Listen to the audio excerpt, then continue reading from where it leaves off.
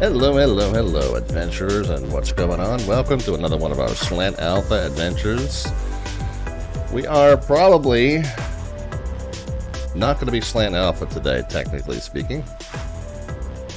Spawned into the Working Title CJ4 mod, just in case we do some flying. It looks very likely right now that we are going to do some flying for you tonight. My intent had been to jump on and offer my assistance to those who were jumping on to fly the VATSIM First Wings event, which they've turned into I believe a monthly series or bi-monthly series. And they are holding these events kind of throughout the world. They're rotating them so that they hold them in different places in the world. And tonight was allegedly going to be the US version. They're doing a split version. They're doing an IFR event that is from Portland to Sacramento and back. Year and a half flown by. See what I did there? Oh my goodness. Merides with the resub. We'll check, and we got a few folks to say hello to in the chat, and also some additional, we got some follow and sub activity there to address, and certainly we appreciate all of your support, Merides, especially so with that subscription there. Come back and say hi to those of you who stopped in the chat in just a moment, but I do want to kind of catch you up on what's going on. So this is the event as it was presented. It's an IFR and VFR event. So earlier today, there was that says 20 to 23. Okay, so yeah, earlier there was a flight in South America, SBGL to SBBR. I don't know what airports those are, but a flight in South America, and I believe the Flying Fabio was supposed to have streamed that flight as a means to assist anyone who wanted to fly along with that. Then tonight, from 23 Zulu, which is 20 minutes ago, to 02 Zulu, which is 10 p.m. Eastern Time, it's a dual First Wings event, an IFR flight from Portland to Sacramento back and forth, and then VFR around the Hawaiian Islands for those who wanted to do some VFR flying and kind of get the tips and tricks for how to work in and out of airports when you're VFR and you have air traffic control. Problem is, it doesn't seem like Hawaii has gotten the memo about the VFR portion of this event. There's a few planes scattered around, but all we've got air traffic control wise is one ground controller at Honolulu, who's been on for just since the top of the hour, and certainly not a lot of activity, VFR activity at least. Who knows what these? That's me. Who knows what these other two are planning to do, and maybe the one over at Honolulu. So maybe there are a handful of folks that are planning on flying VFR, but like I said, the controllers didn't seem to get the memo, so I'm not sure what the miscommunication was there. We definitely do have the Portland and Sacramento areas staffed up. Merides wants to load into her 150. Well, it'd be a good night to do it, but we were supposed to kind of have a night where we were going to perform that, some VFR flying in the Hawaiian Islands with air traffic control, so we could discuss and offer tips and tricks for flying VFR with air traffic control and understand how the ATC interaction is supposed to work and all that. However, like I said, it didn't seem like it's working out for us that way tonight. So I'm half tempted to just do some VFR flying around the islands in the jet and to discuss what air traffic control calls one would expect to hear. However, it might be more exciting to go up and join the one from Portland. Well, I'll tell you what, we're not going to do that. Portland's already got 20 flights stacked up and ready to go.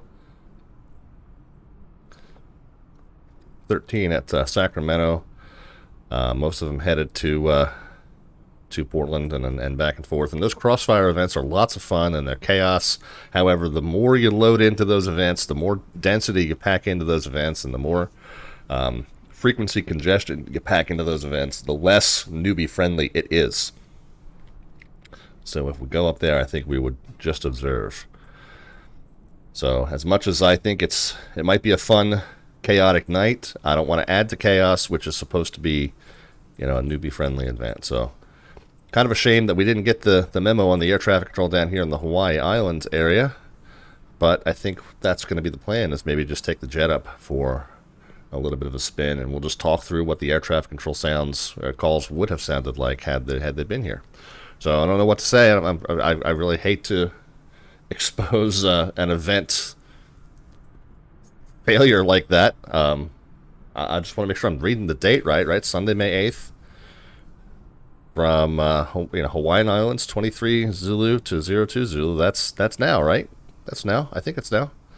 So yeah, well, I mean, obviously it's the correct time for Portland and Sacramento. So I just don't know what to say about the ATC that was supposed to have been here. My apologies, guys. Anyway, let's come back and say hi to some folks in the chat. We got quite a few that are here. And we do thank you all for being here. This is a General Aviation flying stream. We also do some air traffic control on this stream.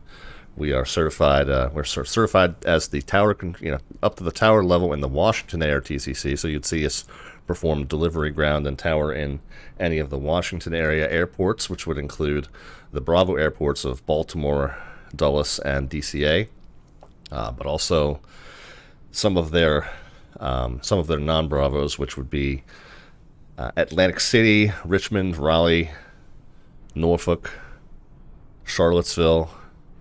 What else have we controlled out there, guys? There's a few deltas that we've controlled too. Newport News, down in that area type thing. So that's where I normally do my control. On Wednesday, by the way, I am making my next step toward becoming an approach and departure controller. So this is a unique opportunity for you guys to see how that training process works. As I make my next step forward to S3 on VATSIM, which again would allow me to control approach and departure positions on the network, at least within the Washington ARTCC. So that's a great opportunity to get a little bit of inside baseball view there on Wednesday, starting at 7 p.m. Eastern, which would be 2300 Zulu time. All right, let's back up, and we did say we would say hi to some folks who had stopped in the stream here. Merides said hello and was very generous to resubscribe to the channel. A year and a half that has indeed, quote-unquote, flown by. I do see what you did there. We have a couple new followers as well.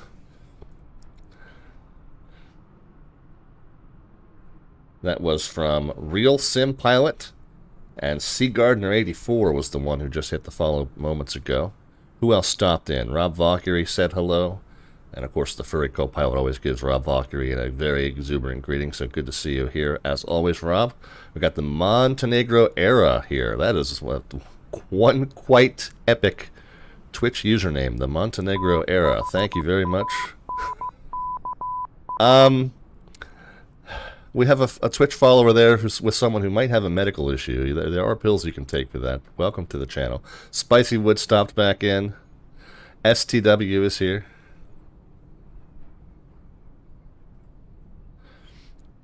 Who else? Did I get everybody? Yeah, so we're working on that S3.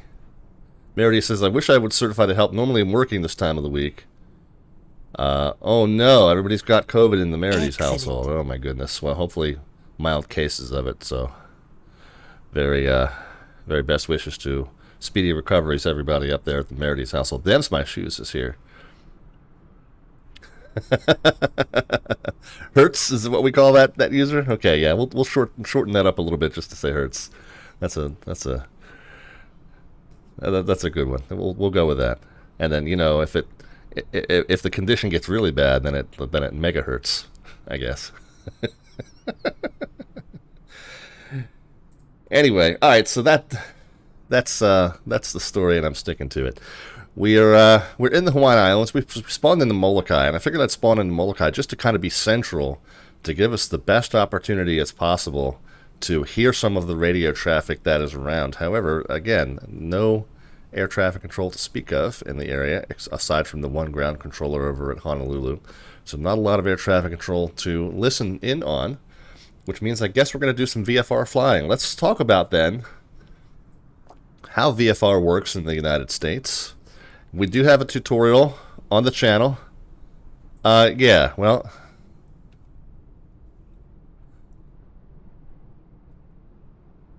hold on. Those of you who are subscribed to the channel, you can punctuate my dad jokes like that.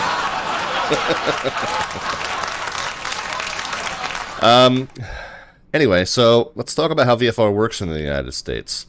And we do have a tutorial on the YouTube channel. It's kind of hard, I guess if I can shorten this up, you can see the link to the YouTube there at the bottom left-hand side of the screen. And there's some VATSIM tutorials over there, including one that talks about how to read VFR how to read VFR sectionals in the States, and how to look and see what airspace you need to be talking to air traffic control in, and what airspace you need to avoid, and that sort of thing. It was a solid dad joke, says Them's My Shoes. Anyway, yeah, those of you who subscribe to the channel, we got some animated emotes there, and a few of them have sound effects associated. So, not that I'm trying to beg you to hand over some money, but there are some nice benefits on the channel for doing so, and we do appreciate all of the support for those of you who do. Anyway, so VFR sectionals, and in particular, we're looking at the one for the Hawaiian Islands. So, as a VFR pilot, the process of contacting air traffic control is essentially optional if you are not in either Bravo, Charlie, or Delta airspace. Means that instead of talking to ATC, you would talk on 122.8 and just simply announce your intentions as you go about your flight, your taxiing and your flight, so that other pilots in the area can hear what you intend to do and make sure that they coordinate so that you and they are not interfering with one another. Now, there are certain kind of rules of the road, just like if you're driving, you're not in communication with the other cars on the road, but you do have to adjust what you're doing based on what they're doing, depending on who has right-of-way. And so right-of-way rules do kind of apply in a traffic pattern. Right-of-way rules apply where, you know, aircraft that are in the air have priority over aircraft that are on the ground, things like that. But you're all talking to each other on 122.8. And those of you who have some real-world time, you're hearing me say that, and you're like, well, wait a minute, CTAF isn't 122.8. It depends on what airport you're at. Well, and we got the follow there from the Night Wolf as well. Welcome. Appreciate you being here. Well, on VATSIM, it's 122.8 regardless. And I'll show you on the chart here. You can see at each airport that you're at. If you're at a non-towered airport that is not within Bravo, Delta, or Charlie airspace, it's colored in magenta. And that means that there's not a control tower here, and we're kind of just yielding to each other per those rules of the road that I was just mentioning. But in the real world, you'd be on the common traffic advisory frequency that is assigned to that particular airport. And you can see that at Kalaupapa, by the way, side note, you're going to hear me butcher all these place names tonight as well. That's another thing I'm known for on this stream. Here's Kapalua. Kapalua is 122.7. Kalaupapa is 122.9er. Over here, Hana is also 122.9er. So there are some ones that are shared. They're far enough apart that you don't typically have too much cross bleed over the frequency. But there are some that are close by enough that you will hear aircraft at other airports on the same frequency as you. That's exacerbated on VATSIM because everybody, and here's another one, 22.9. We're going to go in here. 22.9. Well, a lot of them use 22.9 here in the Hawaiian Islands. Let's find another couple of magenta ones. We can go up into the mainland. Wow, another 22.9. This is amazing. I didn't know that all these in, that's a private airport, so there's not a published one. Let's go into the States and kind of have some better examples of how there are different CTAF frequencies in use depending on where you go. And I'll tell you what, let's turn the weather layer off just to get that out of the way so we can see the markings on the chart. It's a handy feature to have in SkyVector, but does mean explaining what's on the chart. Here's another 22.9er. Of course, that's luck would have it. There's 22.7, 22.7 over here. What's this one? 23.0. Anyway, so when you're operating as a VFR flight in and around these magenta-colored airports, these non-towered airports, you simply follow the rules of the road, and you self-announce your intentions on the CTAF frequency. On VATSIM, however, we ignore the fact that they all have different, several different common traffic advisory frequencies in the use in the area, and we all use 122.8. So that's Just one difference between flying on VATSIM versus flying in the real world is that the CTAF frequency is always assumed to be 122.8, regardless of what's on the chart. Come back to Y in a moment. We got a few more. We got Net Shadow there with the follow. Thank you so much. Panagon, a 9-month resub. Panagon, thank you so much for that. Appreciate your generous support of the stream, guys. It helps us fund some of the raffles and giveaways and other fun stuff that we do on this channel. This is not a living for me. It's not even a side gig income-wise. It's just the money supports my bar tab when I go to Flight Sim Expo, and it also supports the giveaways and such that we perform on the channel. Monthly raffles and then special giveaway nights as well. So bear with me for 1 second. Just in Pentagon, yes, exactly. You nailed that.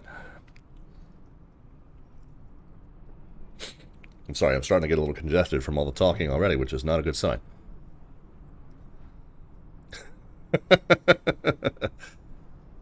All right, anyway, where were we?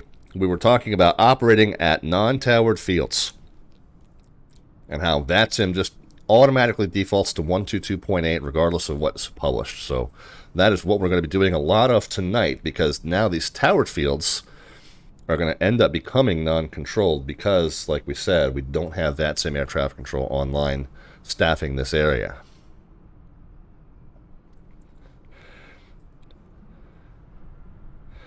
Yeah, 787 Flyer, we're kind of wondering what happened there. We expected to have VATSIM air traffic control in this area for this event. Doesn't seem like there are a lot of pilots in the area either, so I guess it's going to be just a lesson in VFR sectional reading. And again, to those of you who are new to the channel, we do have a VATSIM tutorial over on our YouTube channel there. The link's on the lower left-hand side of the screen, and we've got a playlist there called VATSIM Tutorials. Mostly what you'll find over there is all of our old flight broadcasts archived over there on the YouTube channel, but there is a VATSIM Tutorials playlist where we're going to go through some of the basics of talking to controllers and reading sectionals and stuff like that. So this is kind of a review of that material. At any rate, so if you're VFR and you're operating in a non-towered field, again, you're using 122.8. Here at Molokai, which is where we spawned in tonight, by the way, this is where we are. Beautiful Molokai, right kind of in the middle of the island chain. Molokai has a Class Delta airspace. It's got that. It's first of all, it's depicted in blue, and that means that it's got a control tower. So that means that you have to talk to the controller working this tower to operate on the taxiways and to take off from or land on any of the runways. In addition, there is a dotted blue ring around it that goes 4 miles around the airport and goes up to 3,000 feet mean sea level. The way this works is you can basically kind of just consider, hold on 1 second, get my drawing tool up and running here. You can basically consider altitudes on VFR charts. You can almost always consider as just adding 2 zeros. Okay, so this is the surface, and deltas always go to the surface. So actually, let's just do it this way, because this is how you'll see it in Charlie's and Bravo. So let's just make it consistent. So you're always going to see like a bracket here for the delta. You can imagine the rest of that information, but the bracket tells you what's the ceiling of that airspace. So if you were to overfly this airport above 3,000, 3,100 or higher, and I'm going to talk as though altitudes are always in increments of 100. That's not really the case, but just for purposes of what shows up on a radar scope, it's best to buffer by 100 feet or more. But if you were to overfly this airport at 3,100 feet mean sea level or higher, you are not actually within the delta. You're above the delta. You do not need to talk to the controller if you are not within the lateral and vertical limits of this airspace. So the blue airport means it's towered, means you have to talk to them for landing, departing from the runways, means you have to talk to them for taxi movement. If they have a separate ground controller, you talk to ground. If they don't, you talk to the tower for that as well. And then again, the blue dotted ring is the airspace 4 miles around it that also belongs to that controller, that tower controller. And you must be in contact with them before you can even transition through that airspace or enter that airspace to arrive obviously, if that's what you're intending to do. Overflying at 3,100 feet or higher is fine. You don't need to be talking to them. So that's a delta. When you go to a Charlie, this is the second of three types of airspaces that you would need to be in contact with the controller in. All right, so here's a Charlie airspace, and most of the Charlie airspaces, when this is not a typical one, but let's go into the states and show you. Go into the mainland states, I should say, because obviously we're in the United States and Hawaii. But let's go to the mainland and show you kind of more of what a typical Charlie looks like. And we're going to see a bunch of atypical ones down here in northern and southern California as well. Let's go out a little further out. Let's go to the East Coast. I know the East Coast a little better. Here we go. So what's this, Charlottesville? No, it's Richmond. Okay. So here's a typical Charlie. It's got an inner ring and an outer ring. The inner ring, the airspace is, and normally the inner ring is 5 miles from the airport. The outer ring is 10 miles from the airport in a Charlie. Again, it can vary. But in a Charlie, the inner ring goes from the surface to whatever the depicted altitude mean sea level is. The outer ring usually goes from a higher altitude to that ceiling. So you can go between 5 and 10 miles from the airport if you're flying below 1,400 feet mean sea level. Again, 1,300 or lower, I would say, just to be safe and buffer it by 100 feet. You're not actually within the Charlie. You're underneath that Charlie shelf. Now, not a great idea to be that low unless you're a helicopter. But technically not within the Charlie if you're flying underneath 1,400 feet further than 5 miles from the airport.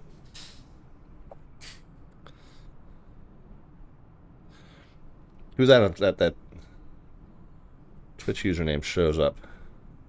Amuse. I'm going to go with Amuse. It's checked in, says, I love Richmond. Got a long taxiway in my little PA-28. Yeah, indeed. Yeah, it's got, especially coming from the GA ramp, that's all the way on the north side of the field, I presume, if I remember that airport layout correctly. Richmond is one of the ones that I do control occasionally, although it's not one that I do very often, as we typically focus on our Bravo airports up here and Washington ARTCC, but I have controlled events at Richmond at least once, if not maybe a couple times. But anyway, again, Charlie Airport. So it is depicted in blue, so that tells you that you do need to talk to the controller if there is one for taxiway movement and use of the runways. And then the Charlie airspace, these thick magenta lines tell you that you need to be in touch with either the tower controller within this space here or the Richmond approach controller within this space here. And in fact, it's called Potomac Approach at Richmond because it's a combined approach and departure facility. But normally it's the name of the airport. Richmond Approach would be, kind of the generic name. But Potomac is the actual facility that you talk to here at Richmond. You want one that is more typical facility name wise. Here's Raleigh, again depicted in blue. So you have to talk to the ground controller and or tower controller to operate at the taxiways. You got to talk to the tower controller to operate on the runways. You can talk to the approach controller to operate within. Raleigh Approach handles this airspace out here that goes 10 miles outside the airport. And again, in the inner ring, 5 miles from the airport, they control all the way up from the surface to 4,400 feet. And the outer ring, they control between 1,700 and 4,400 feet. So again, 1,600 feet would be legal outside of the Charlie airspace. You'd be below that Charlie shelf if you're more than 5 miles from the airport. But again, you probably wouldn't want to make too much of a habit of flying that low underneath that Charlie shelf unless you're a helicopter, something that can land safely and with a little bit of spare altitude. Crafty the Aviator is here. Says, I flew with the Richmond in a P2002 and I got sent around because a Learjet was behind me. Interesting. That goes back to kind of a VFR versus IFR prioritization thing. So that gets into kind of another category. Mordecai has checked back in. Mordecai, greetings and welcome back. All right, so that's Charlie airspace, and again, we kind of had to go over to the States to look at a more typical one.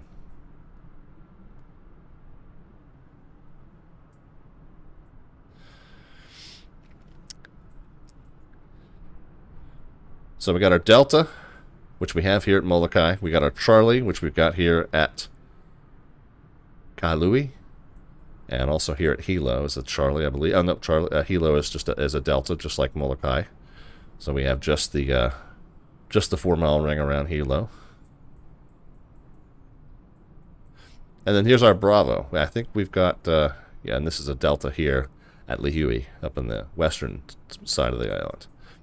So here's our one Bravo in Hawaii, and again, most Bravos would be, you know, a complete circle around the airport. This is a little bit of an atypical one where the Bravo is really only this area south of the airport. But again, we've got an area immediately around the airport that they have control all the way from the surface to 9,000 feet, and then as you go out further away, you have these shelves that start progressively higher off of the ground. So you could fly in this little chunk here between 4,000 and 9,000 is in the Bravo, but below 4,000 in this little chunk here over this eastern part of this eastern tip of the island of Oahu. If you're below 4,000, you're not in the Bravo, you're underneath that shelf. Again, as you get closer in, the shelves start lower and lower. 1,000 to 9,000. Again, remember, as I said before, you kind of envision these as having 2 more zeros after them as far as the altitudes they represent.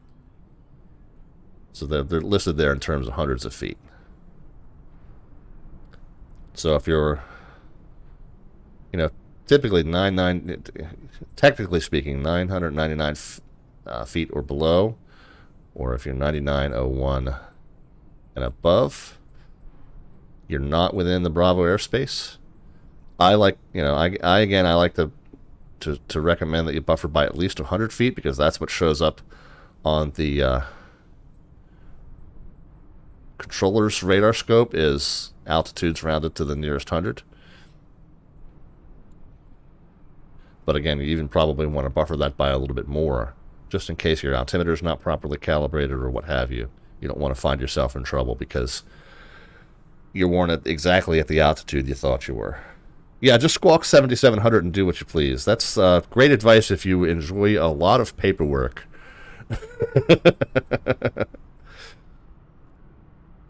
Exactly. And here's a case, by the way, where we've got a Delta that's kind of sitting underneath of a Bravo shelf. And this is more of an unusual one, too, because you have a part of this Delta that is also in the Bravo.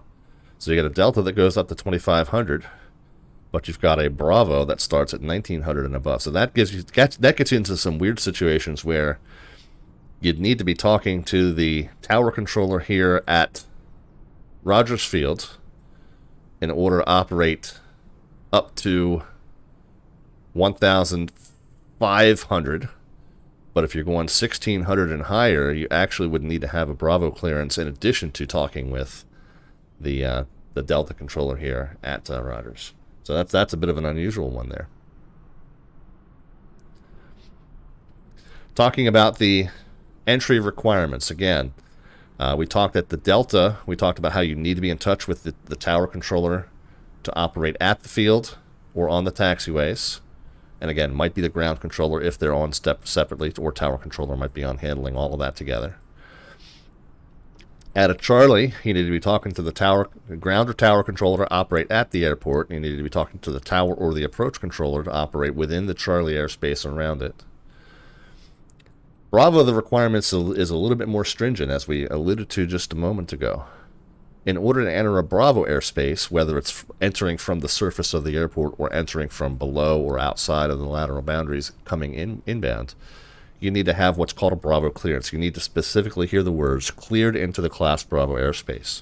You need to hear these words before you cross that boundary. So you want to contact them probably 5 to 10 miles outside of that boundary and check in with them before you cross into it. You need to hear "cleared into the Class Bravo." What happens if you are out here You're tracking inbound. Let's say you're at 3,500 feet. Okay, trucking along eastbound, outside of that ring, but you're coming in. So you ring up Honolulu approach, or what's it called, HCF approach. Hey, Starflies is here. Sir Skidmore also stopped back in. You ring up Honolulu approach or HCF approach, and you say, what do? You give their call sign, your call sign, the position and altitude, and your intentions. So HCF approach, citation 514 Delta Victor is, what are we saying? That's 25 miles west of Honolulu at 3,500, inbound for a full stop arrival. And they say, citation 514 Delta Victor, stand by. In the case of a Charlie or a Delta, all you need is two-way communications. So in the case of Hilo approach or Molokai approach, they say 514 Delta Victor, stand by. But they answered you specifically by your call sign. You're now in two-way communication with them. You've done enough to continue on into that Charlie or that Delta. But here at the Bravo, not the same thing. You need to hear the words cleared into the Honolulu class Bravo airspace. If you don't, you have two choices. One, 180 to the left or the right, get out of that airspace, or even really a 90-degree turn will be fine, as long as you don't enter that airspace. Or you can descend quickly if you're going to descend prior to crossing that boundary and you're 2,900 or below. So now maybe you've descended 1,000 feet and you're 2,500. Now you can continue inbound. However, you still cannot enter the Bravo airspace. So you couldn't enter that chunk there if you're at 2,500, because that Bravo goes to 2,200. You can't enter this chunk here.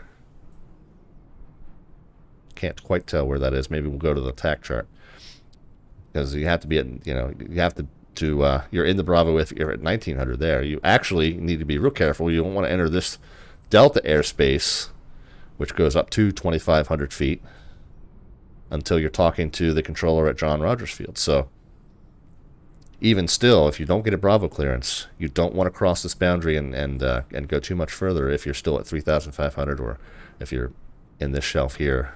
Again, you can continue a little bit inbound, but you still don't want to get tangled up in airspace that you're not supposed to be in until you're talking to the right controller. Yeah, Amuse. Amuse is referring to a notorious pilot who was captured on live ATC and therefore was immortalized on, what's the name of that?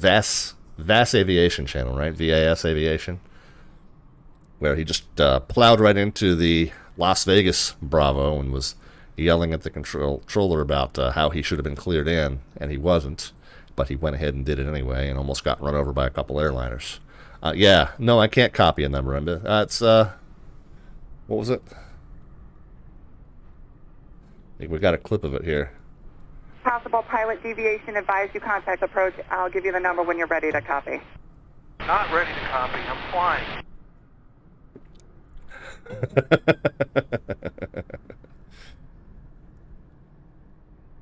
Anyway, so those are the major types of airspaces that you need to be aware of if you're VFR. Again, if you're outside of those airspaces, if you're outside of a Delta, and outside of Charlie, and outside of Bravo, there are a handful of things like restricted airspaces. You got some, warning airspace down here. You got some other places that you need to be aware of. Restricted airspace you shouldn't be in. Prohibited airspace you shouldn't be in. Military operation areas you can be in.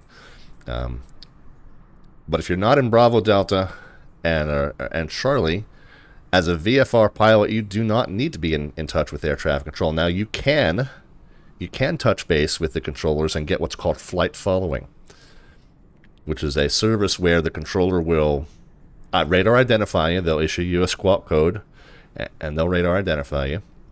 And then from that point forward, they'll track your progress. They'll give you warnings about other traffic. They'll give you warnings about weather. They'll give you warnings about terrain and obstacles. And if you need it, they will guide you in the right direction for your airport. Now, as a VFR pilot, you should be navigating visually. You should be able to find your airport on your own. But if you do get flight following and you do get turned around and you're not sure whether you're over this island or over this coast here, and you need some guidance, can I get a vector? You can request a vector for your destination airport if you need it, things like that. But for the most part, the controller's there just to monitor the progress of your flight and give you information about traffic, weather, and terrain and obstacles if it looks like they might be a factor for you.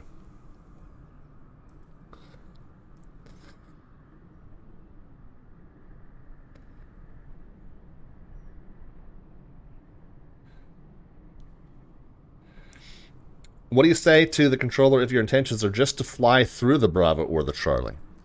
Fairly simple, and you got a couple answers in the chat there. The standard language would be transitioning the airspace west to east, or transitioning the airspace north to south. So again, that initial check-in is you start with their call sign and then your call sign, your position and your altitude, and your intentions. So again, if you're coming through this Charlie here, let's say we're kind of coming down this way, and we're intended to go down to Hana Airport. Actually, let's say we've taken off from there, and we want to transition that airspace to the east, and we're heading down to Hana. So we would say, and what is this, Kahului? So Kahului approach, citation 514 Delta Victor, is, what do we say, 12 miles north and west of the airfield, 3,500, just departed Kapalua. Looking to transition the Charlie airspace west to east, heading to Hana. And that's all really you need to say. If you want flight following, you can then say flight following to Hana at 3,500. And they would want to get your aircraft type, which you said citation, but they might want to ask you specifically which kind of citation you are. But yeah, their call sign, your position with altitude, and your intentions. That's pretty much the same format. Anytime you're checking in with a new controller, that's pretty much the same format.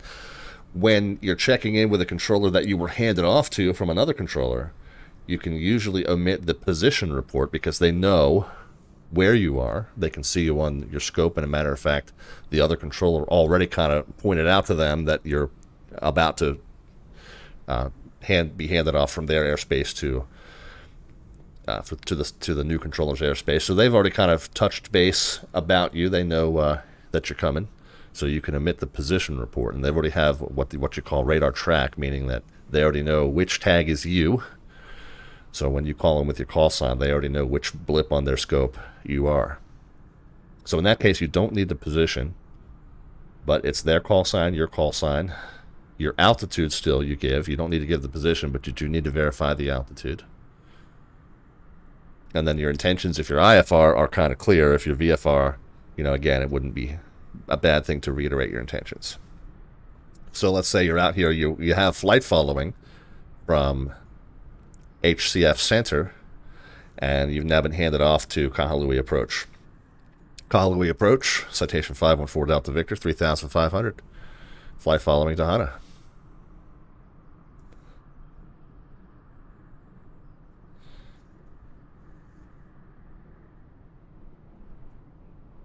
Yeah, Muse has basically the correct format. Yep. Absolutely. We're all kind of saying the same thing.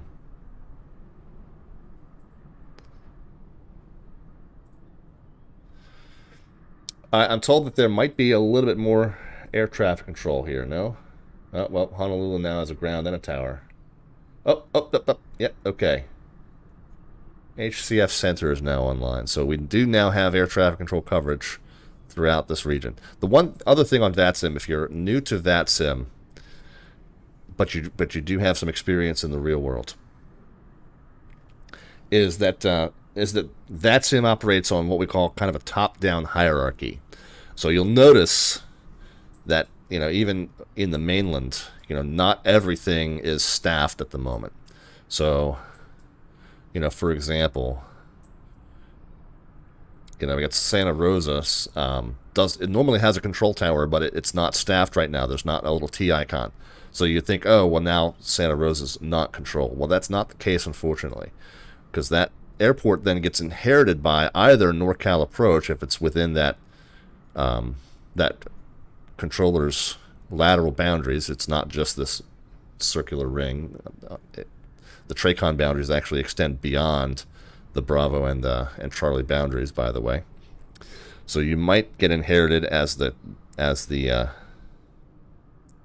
ground and tower services there might get inherited by NorCal Approach. If not, it would get inherited by Oakland Center. So you always want to check if there's an overlying controller nearby, an approach or departure. You check with them and see if they covered this airport or not, and then if not, then you can just go up the chain to the next highest controller. So if there's only one center controller on, like for example, Washington. If Washington Center was on right now, they would handle not only all of the en route airspace here, but they would also handle all the approach and departure services at all the Bravo airports in Raleigh and Richmond and everywhere else that there's an approach controller in this area. They would also handle clearance and ground and tower duties at every airport in the ARTCC. If airports are only covered if they would normally have a tower, asks X-Winger. Yes, indeed. So whether or not there is air traffic control online, if you wanted to operate at, say, Lanai, which is depicted in magenta, therefore it is a non-towered field, there is no control tower here at Lanai, then it doesn't matter whether there's air traffic control staffed or not. You can operate at Lanai, and again, in the real world, you'd be on 122.9 for their CTAF frequency, but in VATSIM, you always just assume 122.8.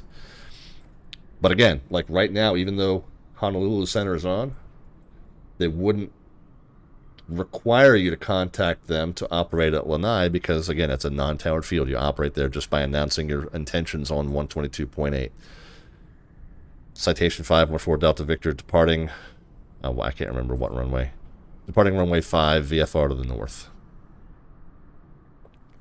And then you only have to talk to the controller if you're entering Bravo, Charlie, or Delta airspace.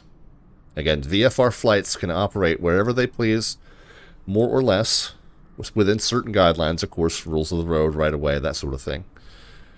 But more or less wherever they please, as long as they are not within Bravo, Charlie, or Delta airspace, and not operating at a towered field, which would be depicted in blue.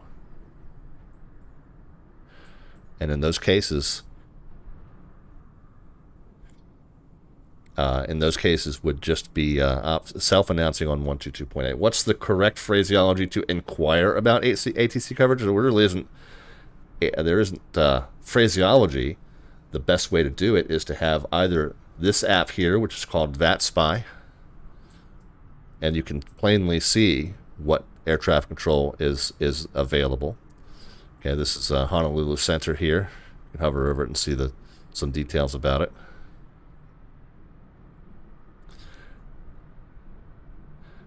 If you zoom in on Honolulu International Airport, you can see that there's a tower, a ground, and an ATIS operating there.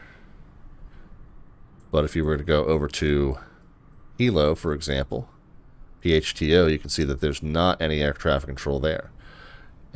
In the case of Hilo, then, delivery, ground, and tower duties, because it is a delta field, would fall upward to the center controller. The other place that you can look, and then by the way, there's a web-based version. You can just do map.vatsim.net, and it kind of gives you the same thing. This gives you all the pilots, and then there's a button down here called ATC that you push, and you can see where the controller coverage is.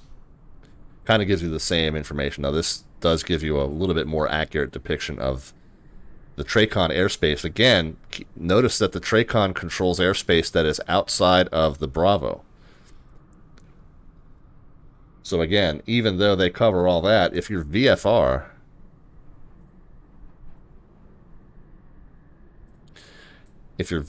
you only need to talk to them. You're only required to talk to them if you're within these Bravo shelves. But the approach controller, rather than the center controller, would be the one you'd talk to if you're up here on the northwest side of Oahu. So if you were departing, for example, from Dillingham, depart from Dillingham, your VFR, you're going to make your announcements on 122.8, not 123.0. But as soon as you're airborne, let's say you want flight following, you think, oh, I'm outside of the Bravo, that would be center, not approach. Nope. Approach actually would be the one to give you flight following around Dillingham, just because that is within their TRACON boundary. Again, the TRACON boundary goes further out than the Bravo boundaries.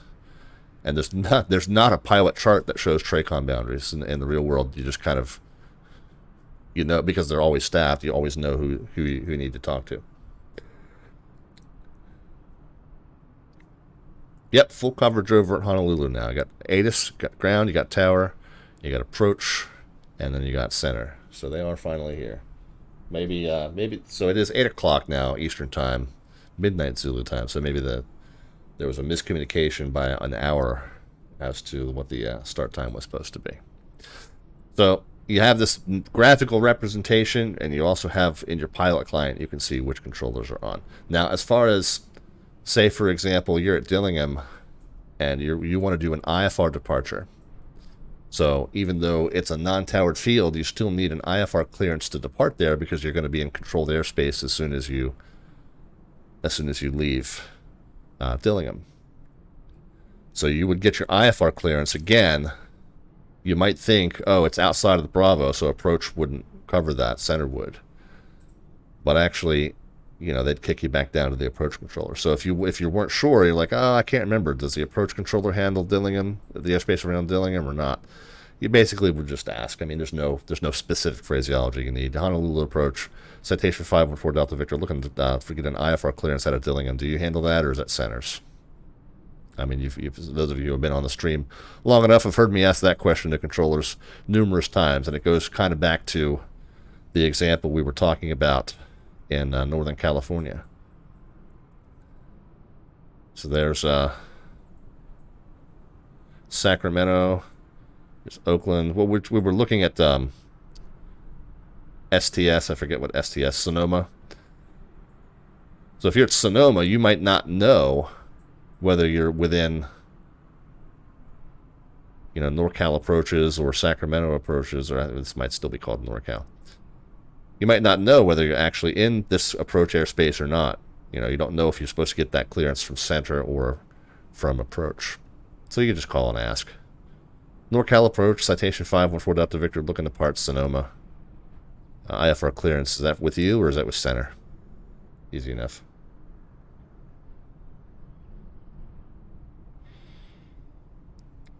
Nope, Adam Aviation Geek is here. So Adam Aviation Geek is our HCF approach controller. So yeah, apparently there was some sort of a miscommunication about the event tonight. The First Wings team and the HCF team somehow missed a memo. That's all right though. We got control on now.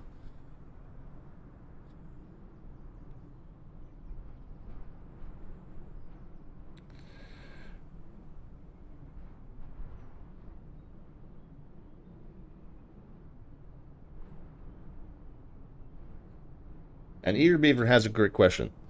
So, given the current online situation, would there be anyone talking to ground and tower in Dillingham? No, there would not be. And why is that?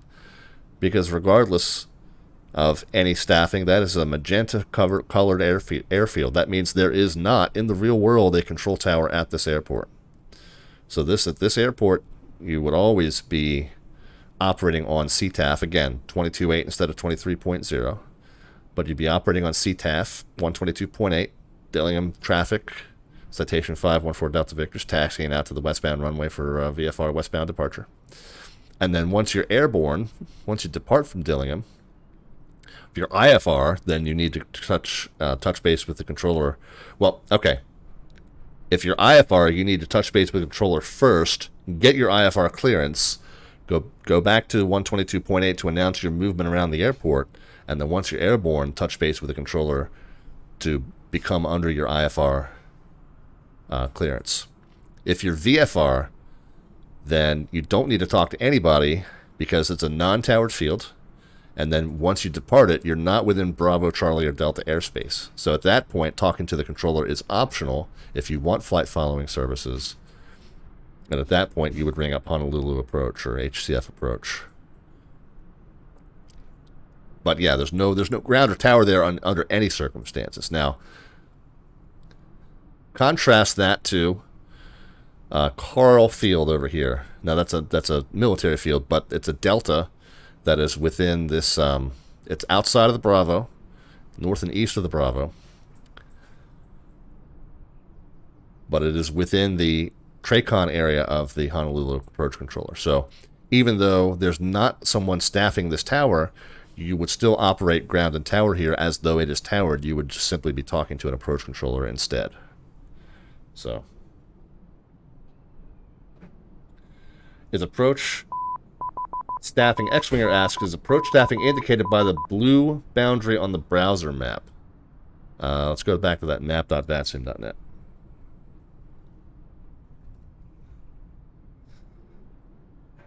And let's hit the ATC button down here. Oh, it's remembered. Yeah, so that light blue boundary loosely represents, and actually pretty specifically represents, the area that the approach control covers. And actually, now that I say that, it might not include that delta. Yeah, it looks like this delta is actually outside of HCF. So this is one of those areas where you're at this little delta, this tiny little peninsula here.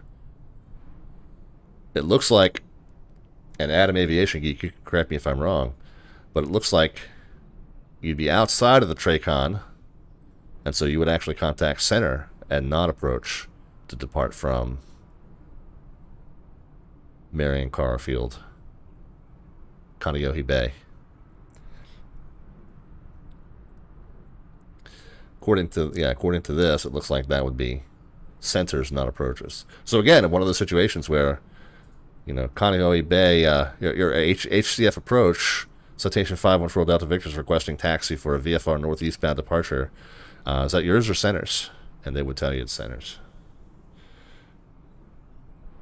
Automator with the resub. Thank you very much, Automator. We appreciate your support, guys.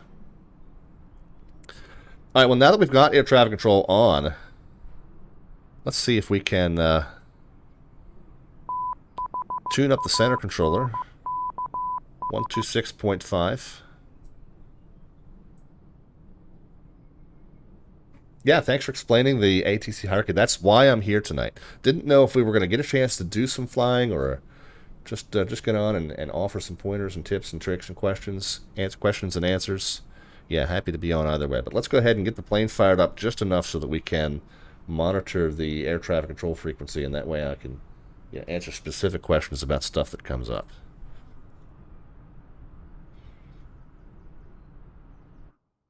Let's get into the aircraft, and we'll get it fired up just to the point of being able to get the radios on. Okay, everything's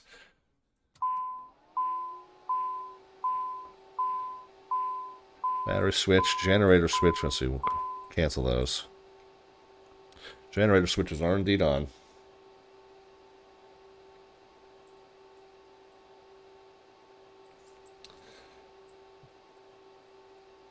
Emergency lights armed, standby displays on, avionics go into dispatch mode. Nav and logo lights can come on.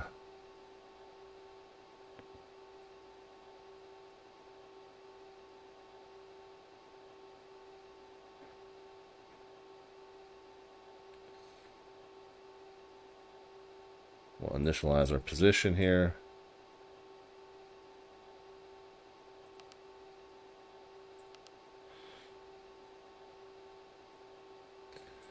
Go ahead and set our audio panel.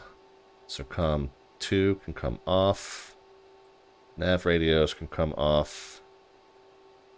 Marker beacon sounds can come off. We're transmitting and receiving on COM 1, which we'll tune in here in just a moment.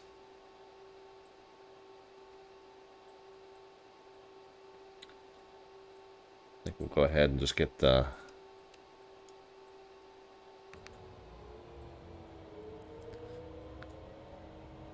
number 2 up and running.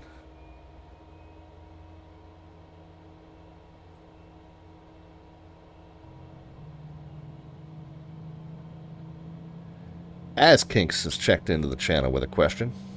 Get to that in just a moment.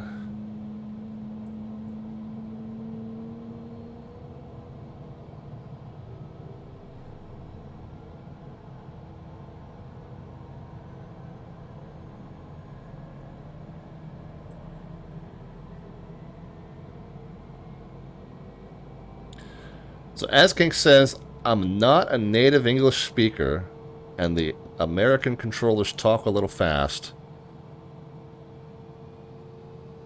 What do you have as far as advice? Good Fixin' says to put it in your flight plan remarks. That is a great suggestion.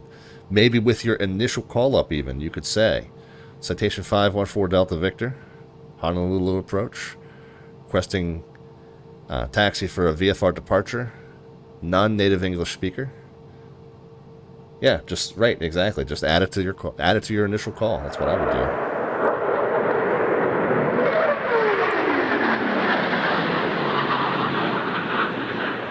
A lot of times, a really good controller will hear that in your voice, will hear the uncertainty in your voice, and will adjust the way they respond accordingly. That's not always the case.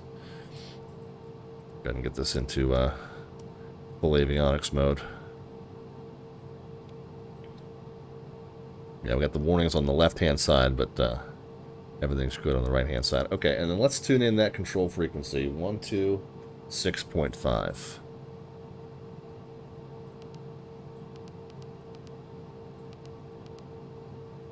Hawaiian 529, cross Napua at or above 1,000, correction, at or above 3,000.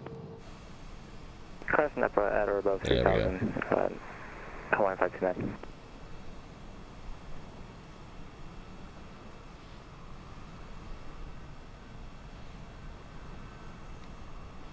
Yeah, so a remark in your flight plan is a good suggestion. Sometimes just say it in the initial call-up.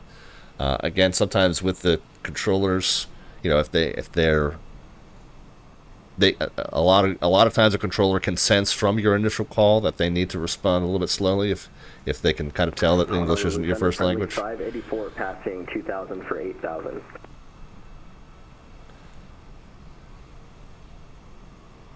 Oh, and ask them to give you the VOR identifiers phonetically rather than the names. Yeah, that's a good one. Yeah, especially in Hawaii when all the place names are so difficult to pronounce, at least for me. Friendly 584, say again. Yeah, Lanai is easy enough. Let's go to the 2,500 for 8,000, friendly 584. Friendly 584. Lanai and Maui are easy enough. Where's Molokai is not too bad. Friendly 584. Cocoa Head, not too bad. Honolulu, but Lihui. Sometimes you might hear Lihui and you might not. And are we cleared on course for friendly 584? You might not realize this is the one they mean. You know, cross Lihui at and maintain. Okay, cross where? Lima India Hotel. So they're like this one here. Kamuela, I guess. Upolu Point. It might be easier if you ask them to. What's the identifier? Say the identifier. Oh yeah, Uniform Papa Papa or Mike Uniform Echo. Hopefully they will check the remarks on the flight plan. Yeah, they don't always, but that's why we say it's helpful sometimes to just make the request over the radio.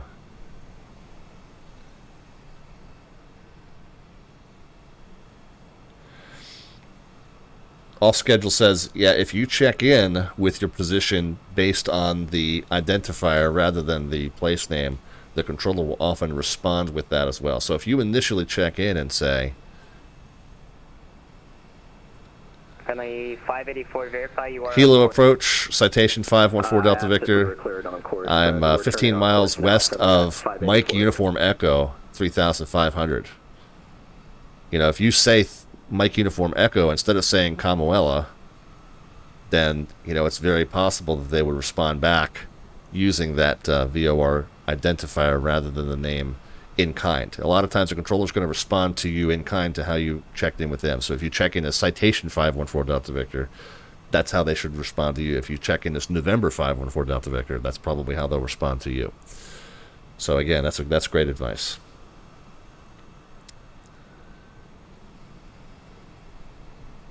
Yeah, so if you check in 35 miles east of Hilo at 4,500, you know, you could say 35 miles east of Hilo, or you could say 35 miles east of India Tango Oscar.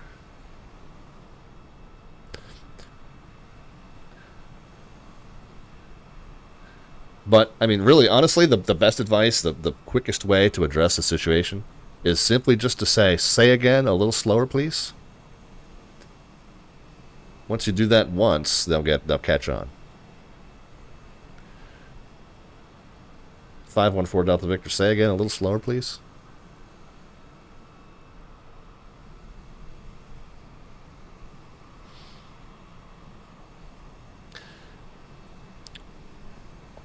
So anyway, those of you who joined late, we're in the Hawaiian Islands. We're getting ready to do some VFR flying. Again, the controller workload doesn't look like it's too terribly high, so probably do a little VFR flight here in this citation. We were talking before about how to read sectionals. Again, VFR flying in the United States, very, very unrestricted for the most part. There's a few airspaces that you need to avoid, which would be your prohibited airspaces and your restricted airspaces. A few airspaces that you need to be aware of, such as your warning airspaces and your military operation areas, things like that, alert areas. But for the most part, as a VFR aircraft, the only requirement to call air traffic control is if you're at a blue airport, which means that it has an operating control tower. So operating at a magenta colored airport means that it does not have a control tower. You would just be on 122.8 in that instance. But the requirement to talk to a controller is if you're operating on taxiways or runways at a blue airport with a control tower, or if you're operating within Delta, which is the blue dotted airspace, up to 3,000 in this case. So then that's a Delta. Or if you're at a Charlie airspace, that's the magenta thick-lined boundaries. So again, this inner ring, the airspace goes from the surface to 4,100, and the outer ring, this airspace goes from 2,000 to 4,100. So if you're within that Charlie airspace, you need to be talking to the controller. And then if you're within the Bravo airspace, you need to be talking with the controller, but you also need to have specifically heard the words cleared into the Class Bravo airspace. So again, simple two-way communication is good enough for entry into a Delta or for entry into a Charlie. So if you've given your position and your altitude and your intentions, and they say 514 Delta Victor, roger. That's all you need. You're in two-way communication. They answered you by call sign. You go ahead and do what you requested to do. That they don't need to tell you. All they need to do is answer you by call sign. But for a Bravo, you need to specifically hear the words cleared into the Class Bravo airspace. Let's talk through that one more time.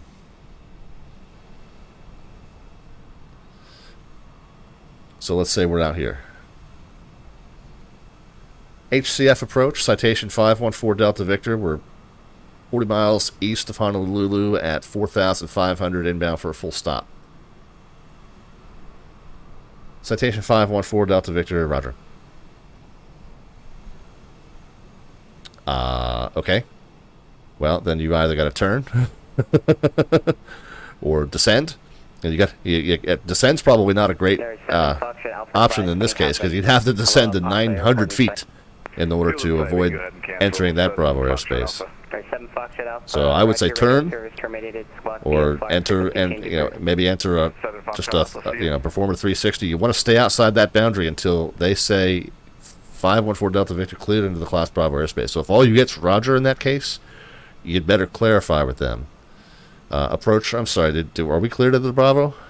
Oh, sorry. Citation 514 Delta Victor affirmative. Cleared into the Class Bravo airspace. Maintain VFR at or below 4,500. Squawk 1234. You know, they'll probably give you the squawk code first, radar identify you, and then issue that Bravo clearance. But yeah, you have to hear the words cleared into the Class Bravo airspace before you cross that blue boundary.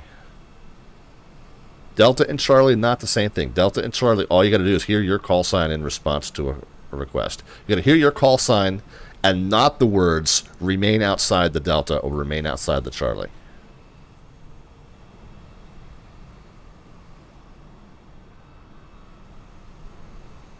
And again, the famous fringe case example, not that it would be very, very common, but the famous fringe case example is 514 Delta Victor standby.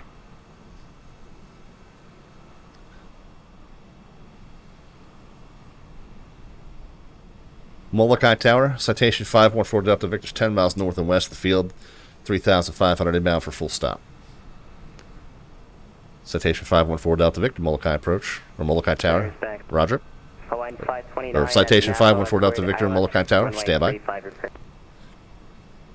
Okay, if they answered you by call sign, you technically have enough to enter that Delta. You don't have enough to touch the runway. You need to hear clear to land before you touch a runway. But you're more than welcome to enter that Delta, start setting up for your base turn. Now again, just your call sign and standby would be a very unusual response. But technically, by the letter of the law, it is two-way communication that it is enough. Now, if they say aircraft calling standby, that's not the same thing. That is not two-way communication with you. But again, that's a fringe case. You would not often hear 514 Delta Victor standby.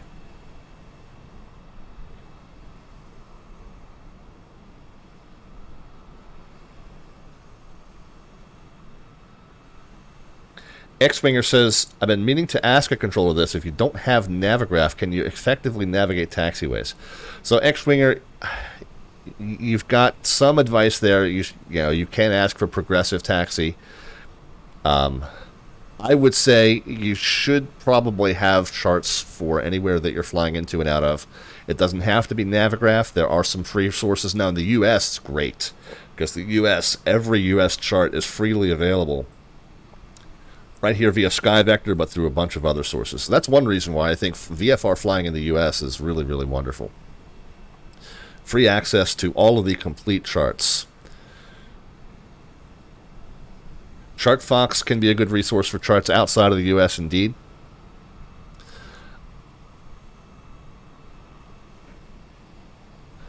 But yeah, in the U.S., the full 100% fully detailed FAA-issued charts are freely available online without the need for a subscription service.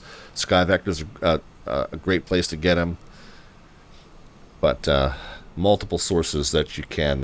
Friendly 584, contact HCF approach 124.8. Multiple sources that you can get. Yeah, within the U.S., I really say SkyVector's really kind of the gold standard. You got all the charts kind of digitally stitched together and georeferenced. So when you enter a flight plan, you can switch to the chart that you need. You can use either this World VFR, but if you want to switch to a more detailed chart, and you switch to just the New York sectional, and you've got some notes in the margin that might be useful. Kodiak 3410 Whiskey, 15 miles northwest. You zoom in here, you can switch to the TAC chart, which is the terminal area chart, so you got a little bit more of a detailed view around the Bravo airspaces. 3410 Whiskey, HCF. So SkyVector's really my best recommendation for any kind of flying within the United States. Outside of the United States, ChartFox can point you to most of the free resources. But I definitely recommend, to answer your question, X-Winger, I definitely recommend that you have a taxiway chart for where you're trying to navigate to. I wouldn't recommend just getting a progressive taxi from the controller but still trying to do it blindly. I would recommend that you have some sort of a reference to the diagram. What's a progressive taxi sound like, X-Winger? It'd be more like, okay, runway 35, taxi the straight ahead onto Alpha, then a right turn on the Romeo, take Romeo all the way down to the end, and then Juliet on your left-hand side. Something like that. Or they might just give you the first couple and they'll say, you know, straight ahead on Alpha, then right Romeo, and then Romeo short of Juliet and call me there. You know, report reaching. So once you get then there, then they'll give you the next couple steps.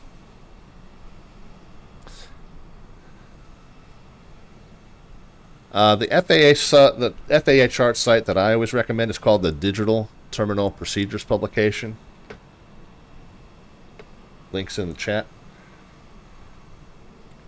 So, and that way you can get the, you know, PHNL. You can get all the charts for a specific airport.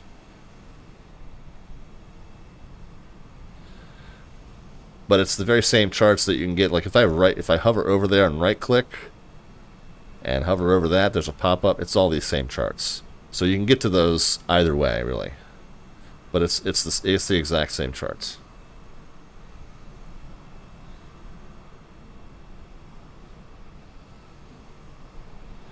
In real life, I've never been given a progressive taxi every time I've asked, says Off Schedule. Off Schedule Descent, by the way, guys, if you don't know, is a real-world airline captain for a major U.S. carrier, so he knows his stuff. If he's telling you what happens in the real world, he's got probably, what would you say, Off Schedule, thousands of hours of experience doing it? 1 Sierra Whiskey, contact Maui Tower 118.7. 118.7, 1 Sierra Whiskey. It is first wings night. Yep, indeed, Sniffy. We are kind of sitting on the ground at Molokai, monitoring the communications, answering questions about charts. Really kind of turning this into more of a VFR sectional, a live VFR sectional reading lesson for those who are flying along in the event, trying to figure out which controllers to talk to. We've correlated what we see with what's on that spy. Oh, we've got a tower controller down at Hilo now, too. So we very well will probably do a VFR flight tonight. It doesn't seem like the controller workload is too hectically high, so we'll probably add to the workload just a little bit. The first wings flight tonight is a two-parter. They've got one going between Portland and Sacramento. It looks like they've got plenty of traffic there already. One of my pet peeves about newbie events is that when you overload them with tons and tons and tons of traffic, they become very, very newbie unfriendly. So I'm glad to see that the VFR portion of this is much more laid back. There's in 781, leaving my airspace to the east. Oh, correction. San Francisco radio. 17,000 hours all scheduled descent. Yeah, I figured it was something like that. And of course, you've been you had some military service prior to your civilian service, so yeah, tons of it to speak of. I didn't realize it was 17,000 of them, but I figured it was somewhere in that ballpark. But yeah, there you go. Now, great to have you. Yeah, Eric says, great to have IRL pilots on stream. I've got a few that stop in regularly. All Scheduled Descent's one of my favorites, and was kind enough to take me out to lunch once when I lived up in Baltimore as well. Says, shout out to everyone here. I stop everything I'm doing and watch Slant Alpha when he streams. He teaches real life pilot stuff. That's very kind of you to say that. But yeah, Off Schedule. I mean, you know, I've been doing this sim stuff for 4 decades pretty much. And most of it through VOR navigation, and kind of know the ins and outs of how to get myself around with a VOR pretty well. Not everything I do is by the book, in the real world book. You know, there are lots of liberties that sim pilots tend to take, so you always have to take anything that I do or say with a grain of salt if you're going to apply it to your real world flying. Definitely do not take what you see here as instruction. Consider it tips and tricks. Always run it past your actual real-world CFI. But yeah, the navigation piece, I would say I know pretty well.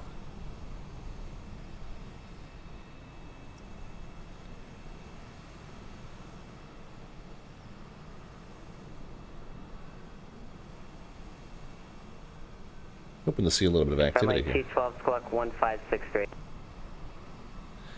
1563, friendly 212. Friendly T12, maintain appropriate. Very good on VFR GA altitude. stuff and VORs. Yes, Sniffies. What have you been flying recently, Slant I will Alpha? maintain appropriate VFR Asks altitude at Sniffy. friendly 212. So I would say my primary planes over here on VATSIM 2020 are this, which is the Working Title CJ4. But my main General Aviation planes would be the JP Logistics mod of the Cessna 152. That's kind of my favorite light single engine. And then the Coronado Mooney Ovation, which I'm not a huge fan of Coronado's customer service, but the Mooney Ovation is a great plane and lots of fun to fly. And those are the two single engine pistons that we tend to fly on this channel. The JP Logistics 152, which is a freeware mod of the Cessna 152 on the sim, and then the Coronado Mooney Ovation was a paid aircraft that you get through the marketplace. So those are the two main single engine pistons. Then we got the Working Title CJ4, and then we got the PMDG DC6 that we fly on this sim as well.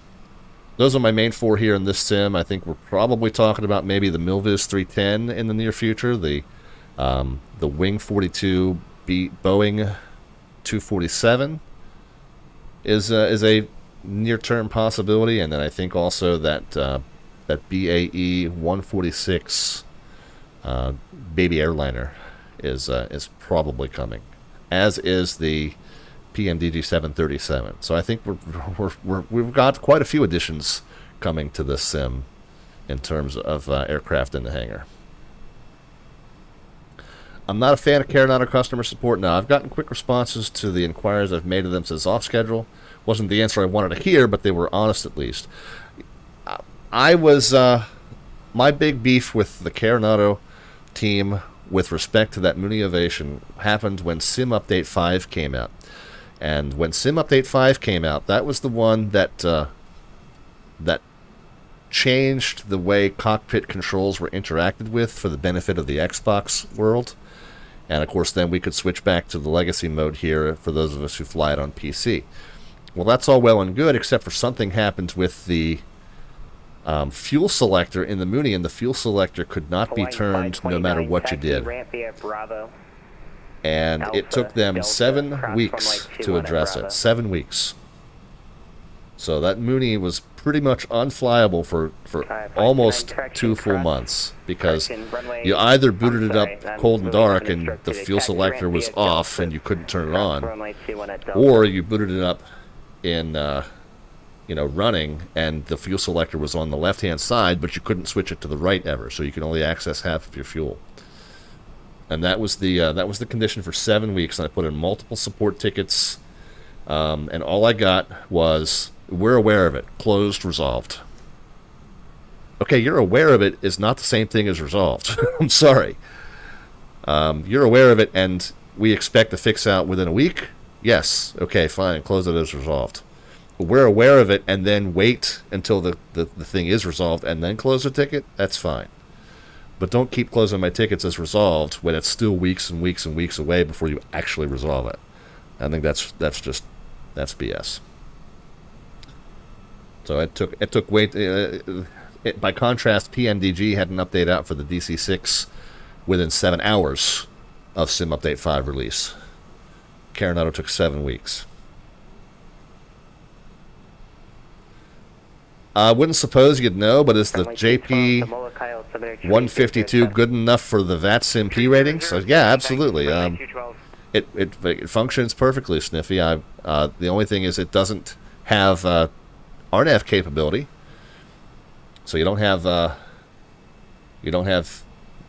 any kind of a GPS in it. So if there's any part of that P2 that you need to do navigation for, you'll need to know how to do the VOR stuff.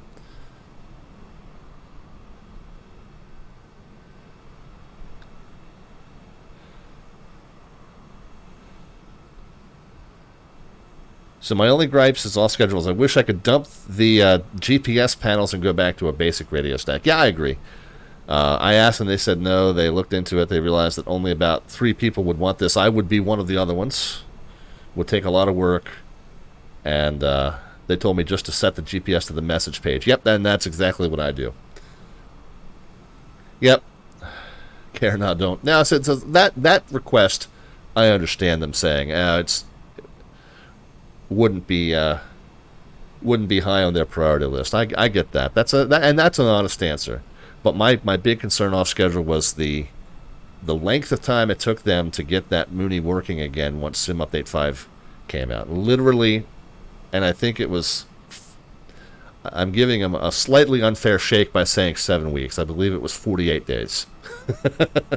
1 day shy of 7 weeks.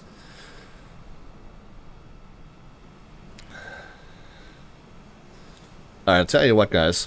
We've had some good questions and answers here. We can talk more about reading sectionals if we would like to, but I think what we might want to do now at this point is to take a quick intermission, do a little liquid recycling, and I think maybe we'll fire up the citation and we'll do a VFR flight. I don't know where. Maybe we'll do Molokai down to Hilo.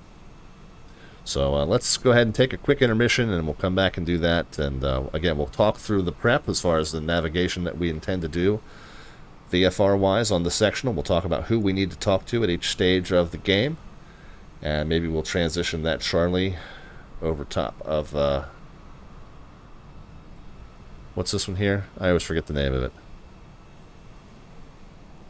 Yeah, Kahului, there it is. I always want to say Maui. I think they do go by Maui approach, now that I say that.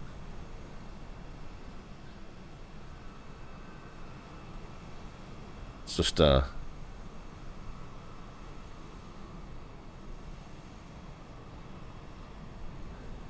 Maui Tower and HCF approach, so there you go. So that's the official call signs. So if you look at the departure procedure, just any departure procedure, you get all the official call signs of the facility. So Maui Tower and HCF approach. But anyway, so we'll see about departing from here.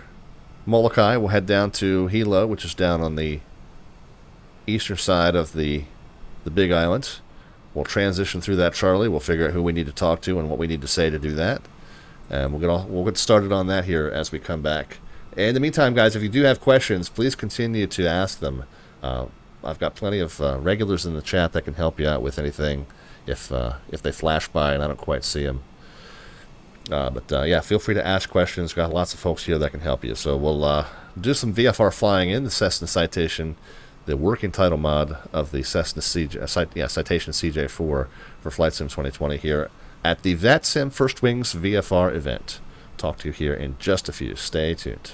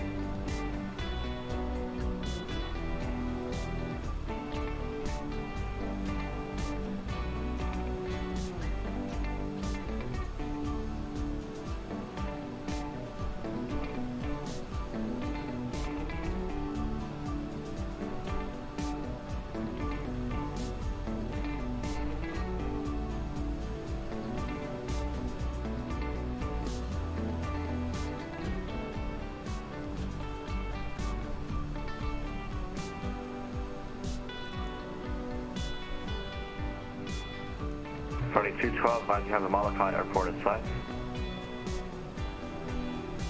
I'll let you know when I see it. Friendly 212.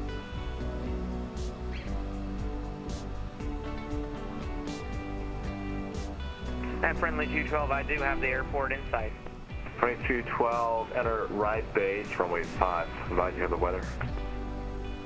I'll make a right base for runway 5, friendly 212.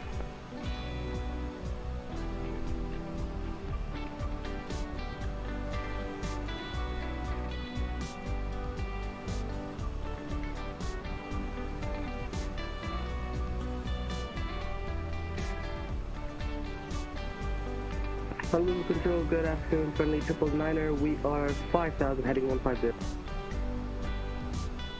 Friendly 999, HCF Center, contact HCF approach on 120.9er. Alright guys, we're back with you.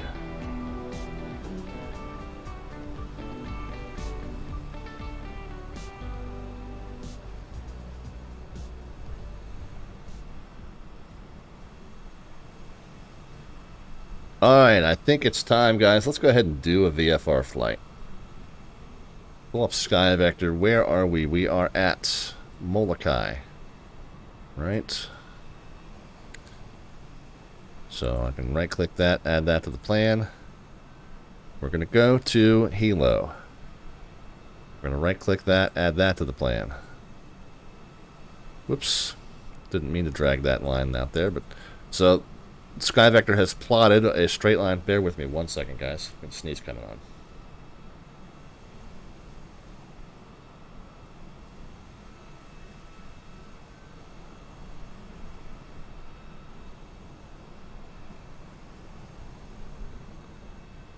X-Winger has just created his VATSIM account. You've taken the first step into the next rabbit hole of your life. Hope that you enjoy. There is a little bit of an entry exam that you will need to pass with some basics. Not too much that's very, very technical, but just an idea of knowing that VATSIM is not a playground. It's a place to kind of, fly realistically, abide by realistic procedures and stuff like that. So there's just a little bit of an entrance exam that you will kind of need to take in order to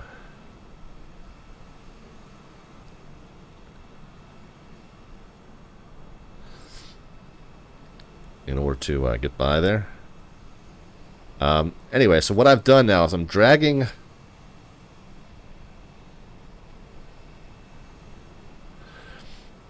some points up here to approximate the path that we intend to take.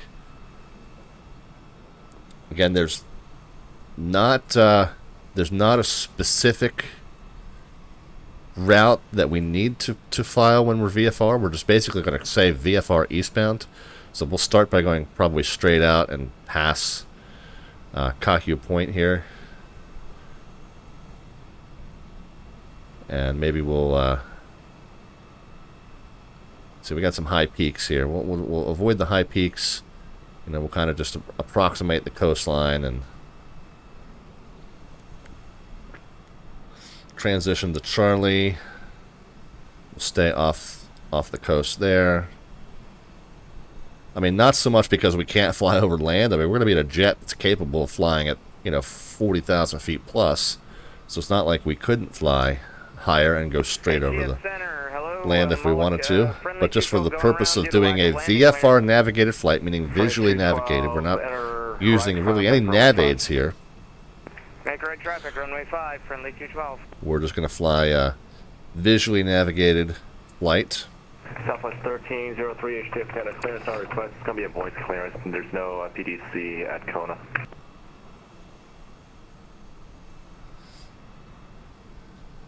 But just some points in to kind of approximate the path that we're going to take. And again,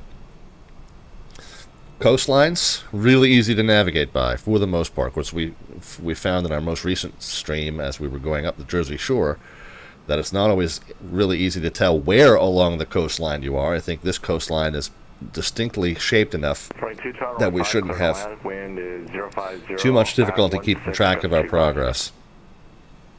Sorry, was that for friendly 212? 212, A firm, runway 5, clear to land, wind 05016, goes 25. Clear to land runway 5, friendly 212.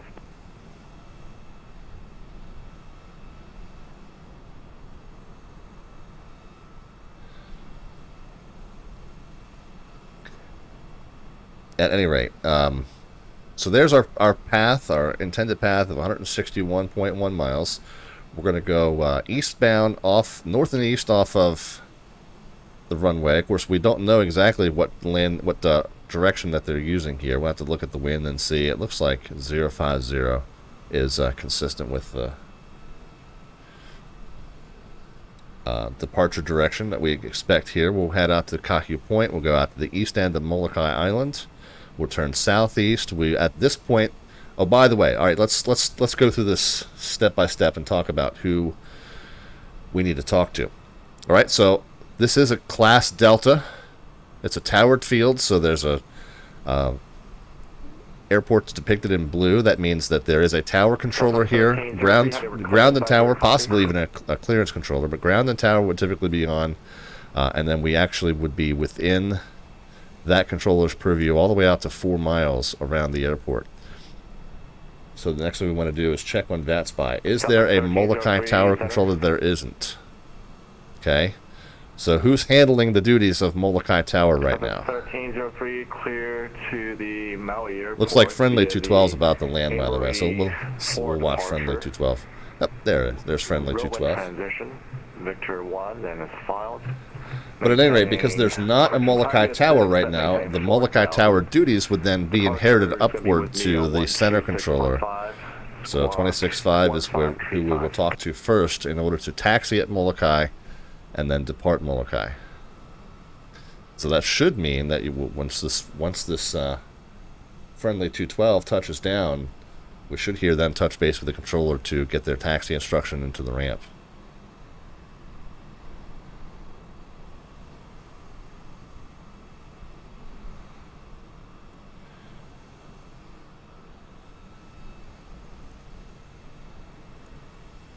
That's a 1303 affirm.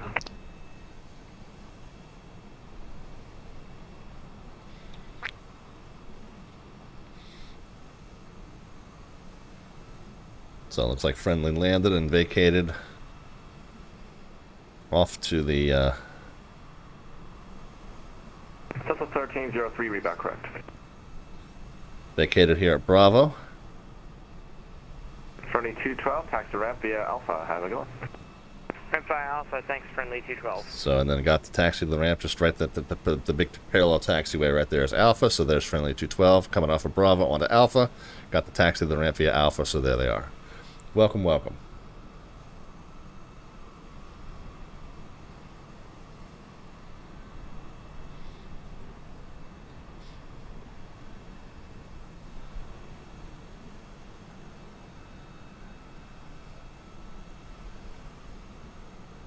Alright, back to what I was talking about, guys. Just wanted to take a pause and actually watch some traffic a little bit. So where'd we go? Okay, so yeah, we'll talk to the center controller is obviously handling tower and ground duties here at Molokai, and we just heard verification of that by the fact that there was another aircraft here that was talking to this very same center controller again. So there should be, you know, a Molokai ground and a Molokai tower, but since there's not, the duties fall up the chain to the center controller, and that's who we will talk to. Once we're outside of this delta, we don't need to talk to anybody. We can ask for flight following if we want to, but we don't need to. Outside of the delta, if we're not getting flight following, we'll probably get a frequency change approved. May not even get that. Just once we're outside the delta, we can just let them know that we're switching. The next person that we would need to talk to is Maui Approach. Well, here's the weird thing, guys. Maui Approach is not online. So guess who handles the duties of Maui Approach? Gonna fall right back up to that same center controller on 126.5. So we would retouch base with 126.5 and request transition through the Charlie west to east at whatever altitude we're going to be at, probably 3,500. And so they will radar identify us and give us a squawk code. Once they've done that, we're free to pass through. We don't need to hear cleared into the Charlie. Once we get that squawk code and we dial it in, we hear radar contact, we're good. We don't need any additional clearance to just do what we were going to do. And we'll kind of keep it close to the coast. We might even come a little bit down just to stay close to the coast here. We might do that, unless he tells us something different. He might give us a vector. He might tell us to go to a higher altitude. He might say remain at least 5 miles from the airport. You know, whatever he might say. Once we clear that Charlie, once again, frequency change advisory is approved. We don't need to be talking to anybody outside of that Charlie. We can make our way down all the way down to this point. And then the very last thing we need to do is check in with the tower controller at Hilo. Now, tower at Hilo, who is handling that? At the present, oh, we did have a tower controller at Hilo, but now we don't. So guess who is handling tower at Hilo? Once again, HCF Center once again. So again, this is a weird little VATSIMism where you're going to have the one center controller who is also handling Molokai Tower.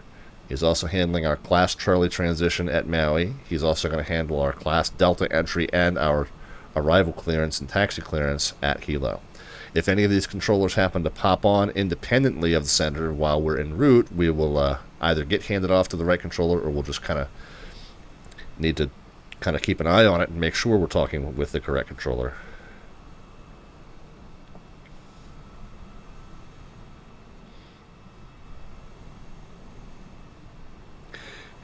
Yeah, I'll schedule. We were talking about that earlier. So it's a weird thing that's on VATSIM for Hilo. Really, all we need to do is be in touch with that controller. But since it's this same controller that we'll be talking to the entire time, I mean, technically we'll kind of already be in contact with him. So it is a strange little VATSIMism that if you're getting flight following through this Class Echo airspace, you're already in touch with the Delta controller by virtue of the fact that it's, in this case, the same guy. So by that point, you really don't need to say anything additional. You're already cleared into the Delta. You're already allowed to enter the Delta, to say it more accurately, because you're already talking with the controller who's handling it. Again, because it's the center controller in this case. So it's a little bit of a weird VATSIM thing where all you need is the two-way communication, but you already have it because the controller handling it is the same guy you're already talking to. It's just a little bit of a bizarre situation. And that's why I feel like we might depart from the Delta, frequency change to advisories, recontact them to go through the Charlie, frequency change to advisories, and then recontact them to enter the Delta. So I think that's what we'll do, even though it is the same guy in this case, and that might change. We got the raid there from Sim Caesar. Sim, we always appreciate your support. This is fantastic. I can't thank you enough for that very nice raid. And we are just about getting ready to do a VFR hop in our Citation CJ4. We're up here at Molokai, the Class Delta airspace here. Tell you what, let's go back and look at the intended plan here. And again, we were talking just a moment ago about how VATSIM is staffed right now. So the Molokai Tower, Maui Approach, and Hilo Tower are not independently staffed right now. So on VATSIM, that means all of those duties are just going to fall upward to the HCF Center controller. So we're going to end up talking to the same guy for all three of these purposes. The departure, the taxi and departure from the Delta, the transition through the Charlie, and the entry and into and landing at this Delta. So there's three different duties, three different sets of duties that this same center controller is going to be handling, unless other controllers do happen to pop on. But it is three distinct purposes and three distinct airspaces that will be talking to him for those services.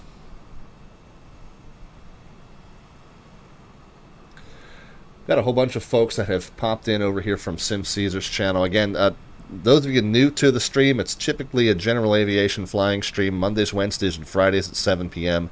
U.S. Eastern Time. We're on tonight because we're supporting VATSIM's First Wings event, which is a series that they are running, which is specifically for the benefit of newer VATSIM members. And they have a kind of a threefold event today. They had an earlier event in South America, and then they've got an IFR event going on up in the Pacific Northwest, and this VFR event down here in the Hawaiian Islands. So we've been listening to some of the chat. We've been talking about how to read VFR sectionals and pointing out some of the key points that you need to know as a VFR pilot as far as airspaces, so you can operate into and out of without talking to controllers, and what airspace you need to talk to controllers for. We did talk about deltas, like this one here, the dotted blue line. We talked about Charlie airspace, the magenta lines. We talked about the Bravo airspace here and the dark blue lines. And now we're about to demonstrate that with some of the VATSIM air traffic control that is online right now. But we do want to say hi to some folks that popped over from SimCaesar's stream.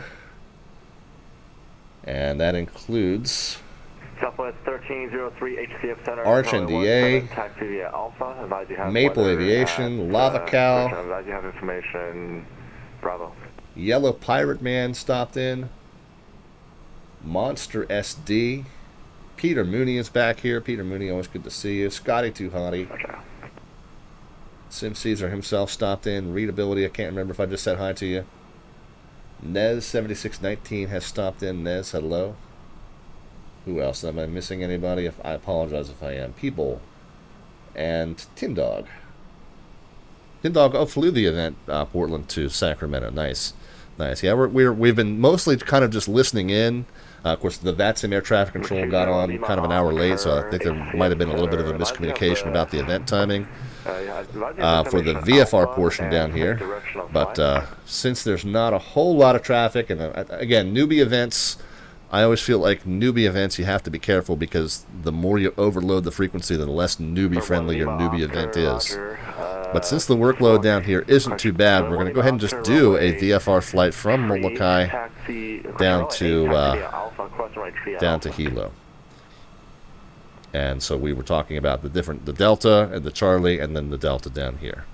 All right, at this point, let's go ahead and get back into the aircraft, guys. I'm going to... Just so you know, you don't need a clearance to do VFR in the Delta. You just need to establish two-way communication. So that's why I just gave you the taxi there. Just let me know when you're ready. Yep, so somebody else on the frequency now. We can't hear the pilot's end of that communication because they're far enough away that we're only hearing the controller's end. But Mike Oscar Mike 1, I am oh, there's a friend Mercedes. The island inbound for Hotel Give your altitude. Mike Hilo at testing 1,500 feet. The river Mike Oscar Mike 1, HCF Center, the Molokai altimeter is 3007, more than 1 hour old, proceed inbound. So Mercedes is making her way in. So while she's doing that, I'm going to go ahead and just get my flight parameters entered into my checklist so I can get my fuel load determined. The elevation here is Mike Oscar Mike 1, advise when you have the weather and NOTAM for the Molokai Airport. We're going to do a cruise altitude of 3,500. Again, that's much lower than you'd ordinarily do in a jet. Weather and NOTAM.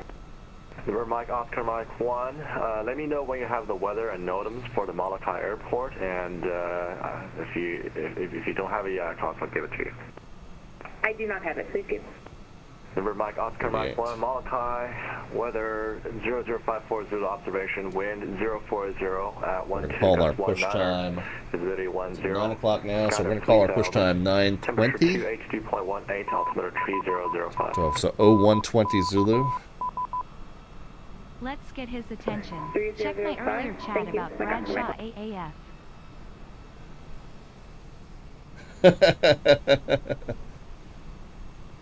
Bradshaw Army Airfield off schedule. Okay, so there was some cheer bits there. Thank you very much for that.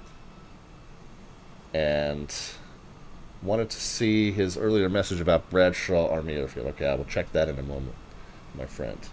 We are, let's see that. What runway will I be expecting for Molokai? River Mike Oscar Mike 1, you can expect runway 5. 629. Runway 5, thank you, Mike Oscar Mike 1. 162.9er. Southwest 1303, wind. Give me 1 second. Departure runway 5. We got some cheer bits from Sniffy. Thank you very much. 1303, wind 2004. Sorry, I'm just finishing up my flight planning and then I'll get back to that message. The departure frequency we said was the center controller. So in this in your clearance, and again, we're not going to get an IFR clearance like we would, but I'm just filling in some details here just so I'm ready. 126.5. Just so I have all these details in. Alright, let's get this all out of the way. Test aircraft, Hilo information, Bravo is current, Hilo altimeter 3008, wind 090 at 11.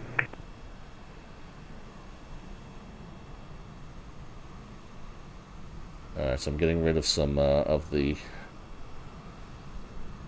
charts that I don't need.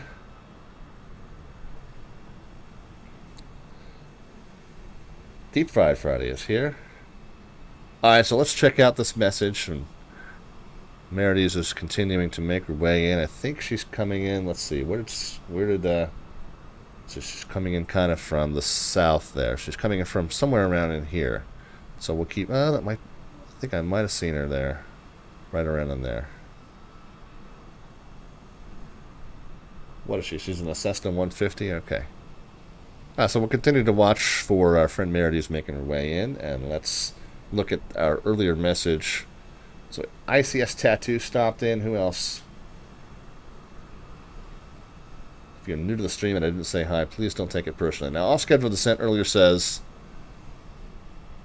Bradshaw Army Airfield between Mauna and Mauna Kea on the Big Island. Says off-schedule says I have taken a C-130 into there a couple of times. It's a fun approach. Look at the altitude. 3-degree upslope. Fly level and then flare and add a touch of power for the landing. Wow. That is nuts. I don't want to...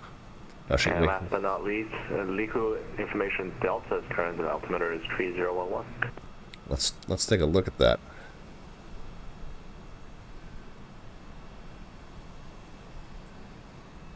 Golf Romeo Golf Uniform Quebec traffic at your 1 o'clock. Where is it? You said it's down at 1,700 is a commuter.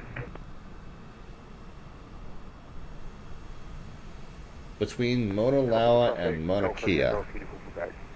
The River Mike Oscar Mike 1 traffic at your 1 o'clock, 6 miles westbound at 2,600 is a... it's between the two volcanoes. Oh, okay. Looking for traffic, Mike Oscar Mike 1. Gotcha.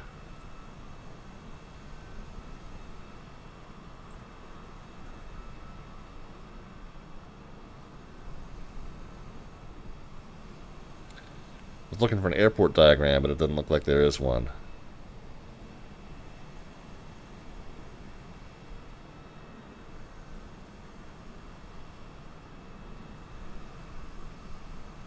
So it doesn't look like there's public charts for it.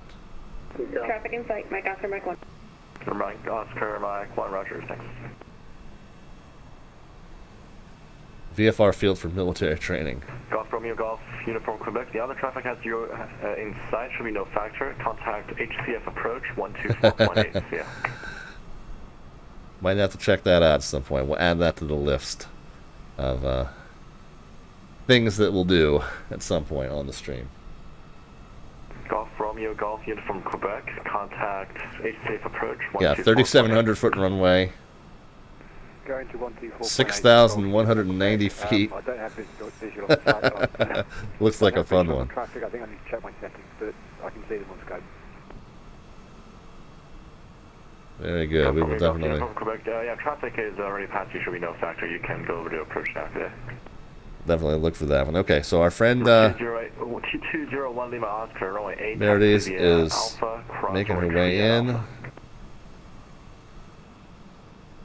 think she might be a little ways out yet still. We might start prep for the aircraft. Southwest 1303, radar contact, climb maintain 14,000. Colonel Fork with that resub. Thank you so much. No pressure, says Meredith. Right, exactly. Southwest 1303, radar contact, climb and maintain 14,000, stay altitude. Yeah, it looks like you're still a little ways out. You're over the western edge of the island yet, or just coming over the western end of the island. All right, let's go ahead and get 1303 affirmative, climb and maintain 14,000 into the aircraft, and we'll watch Meredith's Arrival. Southwest 1303, radar contact. Final maintain 14,000, say altitude. Okay, up to 14,000. I'm going to need some pliers and Melvin's set here. of 30-weight ball bearings. What the hell you need ball bearings for? Number 201. It's all ball bearings nowadays. All right, let's get our fuel load set. We want 1170 per tank. Now, of course, we have the aircraft running because we had the radios on. I didn't want to kill the battery, so obviously you'd fuel the plane when it was shut down. But we're going to go ahead and fuel it right now in the sim. We'll set it to 40.6. 201 Lima Oscar, wind 09011, runway 8, clear for takeoff. Left So turn to the northwest. 41%, and then we'll put the payload up to just about max there. Okay. Alright, so fuel's now set.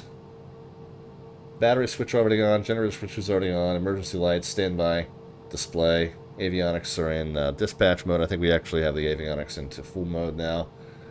Nav and logo lights on.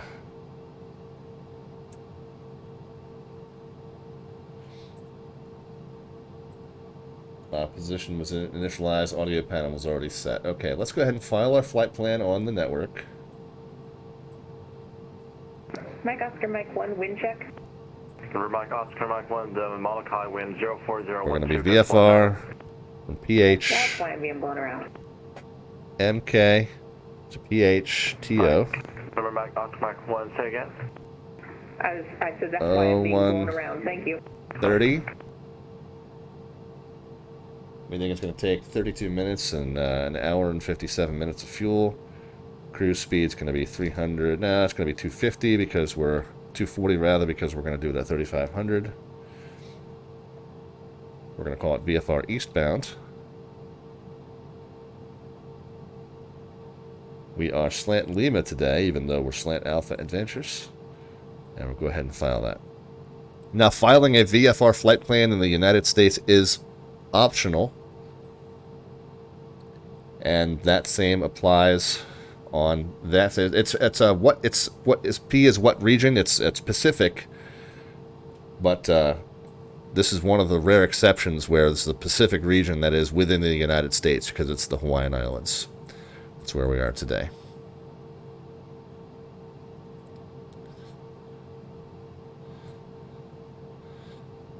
All right, back to the checklist, guys.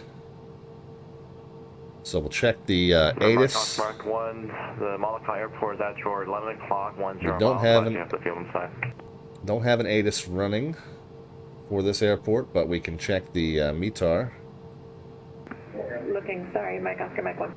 Southwest 1303, radar contact lost. PHMK 040 at 12, gusting to 19.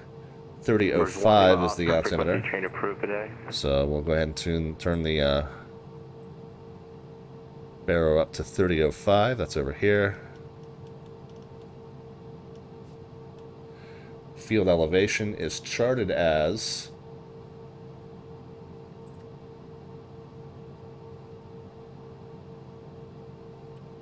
454 feet, and that's very close to what's showing, so that's fine.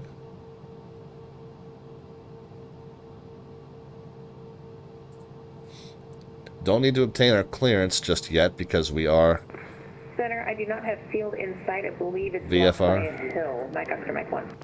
Mike Oscar Mike 1, roger. Yeah, use caution. Area of rising terrain is between you and the airport up to about 1,500 feet. Thank you, sir. Climbing to 1750. Mike Oscar Mike 1. all right. So, and then let's go into our flight plan. We're going to from Number 5 Whiskey Lima HCF Center to PHTO. And again, I'm not going to put a specific route in because we're not following a specific route. So that's really all of our... Alright, don't see a November 5 Whiskey Lima. Are you Papa Tango 5 Whiskey Lima?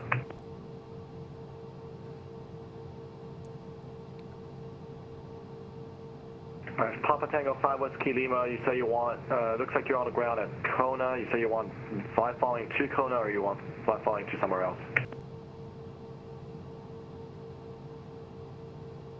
John Boko says, I just read your About section. Really like the radio and nav theme. Yeah, we're kind of not doing that tonight, but yeah, that's mostly what we do on the channel. Does that say Got Bitcoin? Got Bitcoin. Great username. It's amazing you know so much about the aircraft and the sim world. It's a Falcon. It's a Citation. Yeah, it's the working title mod of the Citation CJ4 for Flight Sim 2020. And we do need to kind of keep half an eye on the arrival of our friend Demerides here. So we'll kind of do that as we make our way down through our prep list here. We got the flight plan. There's really nothing to it. It's just direct. We're not going direct, but that's what we're going to put in the SMC. Let's go to performance. I think we do need to choose a runway. So that's all we need to do. We're not departing via specific route, but we do need to tell it which runway, because that's going to factor into our performance calculations. Performance is initialization. We're going to call it 3,500 feet. And we're going to say 8 passengers, and so we know the total weight's 17,000. So 14. So we got to. Center, I have a field insight, Mike Oscar Mike 1. Mike Oscar Mike 1, make straight in, runway 5. All that matters is that the total gross weight is close to what you loaded into here, and we've told it the total gross weight is 17,011, and we're 17,092. That's close enough. Straight in, Mike Oscar Mike 1, runway 5. Thank you. So once we go to takeoff performance, outside air temperature is 26. Pop that in there. Go to the next page. What's your direction of flight going to be? Are you going to be going around the north? So 107 is our V1 and our rotate. V2 is 119, and then V is 140. So we'll rotate at 107. That's also our abort speed. 119 is what we'll pitch to if we're on one good engine at that point. The 140 is what we'll pitch to if we've got 2 good engines at that point. Mike 1, wind 04012, gust 19, runway 5, clear to land. Clear to land, Mike Oscar. Okay, beacon light's been turned on. Engine number 2 is already running. Climate control can be set to normal now. Start pulling off the cabin, and the avionics can go into fully on, which we've already done. Barrow's been set, or ground elevation's been verified. We are squawking 1200 because we're VFR.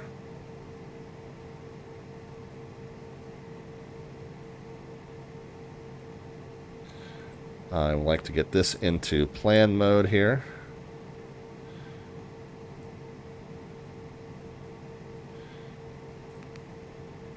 Papa Tango 5 Whiskey Lima, runway 17. And I like to get this. Via Alpha. The Kona altimeter is 3003. Yeah, now we are, like I showed you on the Sky Vector map, we're going to take a little bit more of a circuitous route to visually navigate along the coastlines here. But that's kind of an overview of our plan of travel. 1 Lima Oscar, HCF Center, say again. We can have a question. Go ahead. We'd like to shoot a go. Put this into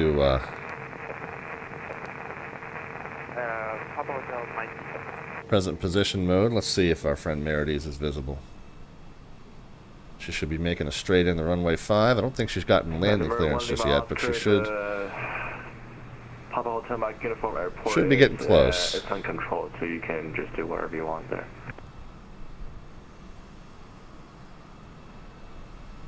We'll check in just a few moments. As soon as we hear her landing clearance being given, we'll know that that's imminent. Okay. The initial altitude, we're just going to set 3,500 because that's what we intend to cruise at. And then the initial heading.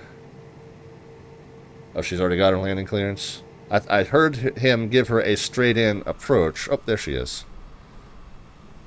I must have missed the landing. Must have missed the landing clearance call. But there she is. She's on a short final now. About a half-mile final.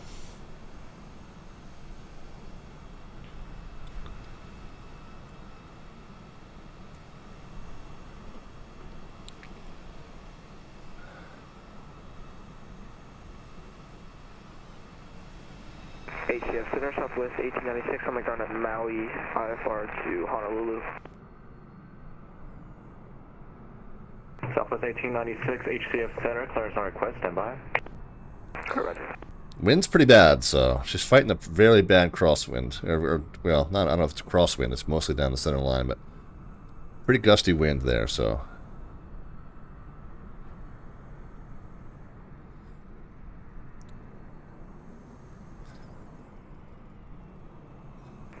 Center, it wasn't pretty, but I am on the ground, exiting to the left. Mike Oscar, Mike 1. There she is. Contact to ramp via Alpha, have a good day. Thank you so much. There she goes. Hey, it wasn't pretty, but it got the job done. Kept it on pavement, so not too bad. 1896, have a clearance, advisory copy. Alright, good to go. Back into the aircraft we go then. Southwest 1896. And let's Southwest back clear to the our... Honolulu Airport, Maui 5 departure. we are going to be departing off of runway 5, so that's a 050 more or less, unless he gives us something else. Again, we're not following any kind of an instrument departure procedure, so we're just going to assume runway heading until he tells us something different. Clear to Honolulu, Maui 5, radar vectors 19, and Julie 5 arrival, 6,000, 14,000. Safety and seatbelt lights can come on. Expect 14,000, departure with you, squawk 1526 for... Climate control comes off. Southwest 1896, reback correct. Start up the number 1.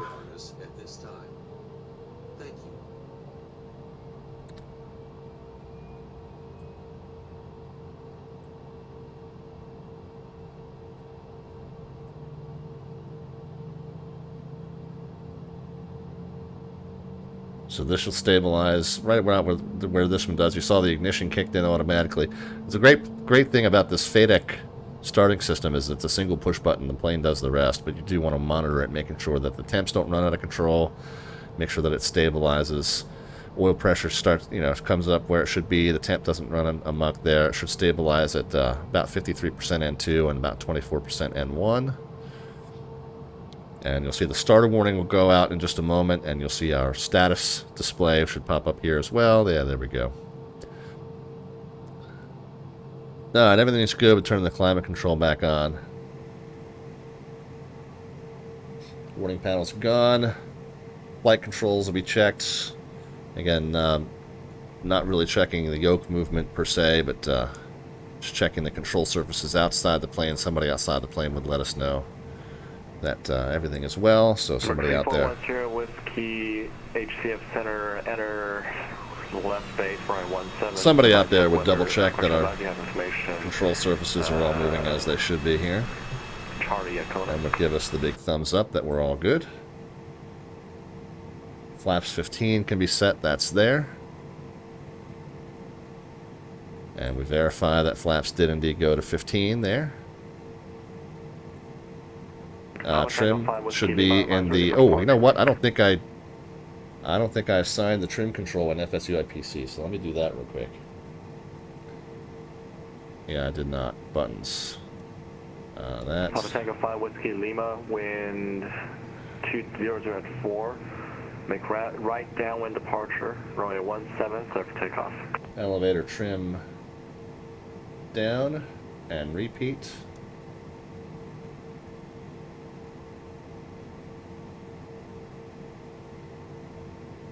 Elevator trim up and repeat. Center, we're parked here at the J area. Thank you so much. Have a great night. Mike Oscar, Mike 1. Okay, so now let's just double check that we can indeed adjust the trim. And there it goes. And there it goes back. Okay, good. So it didn't move too much, but it was moving, and that's all we need. So that's now done. Let's see. So flight controls check. Trim is set for takeoff. Passenger briefing we can do real quick here. It's kind of a long announcement, so you want to start that now. There is a short version, but I think it omits a lot of required stuff, so I like to do the long one. The taxi routing is basically going to be alpha to the end. So we assume we're going to go runway 5, so pretty much alpha to the end. We'll make sure he says that we can cross 3-5. But alpha's pretty much straight ahead of us there.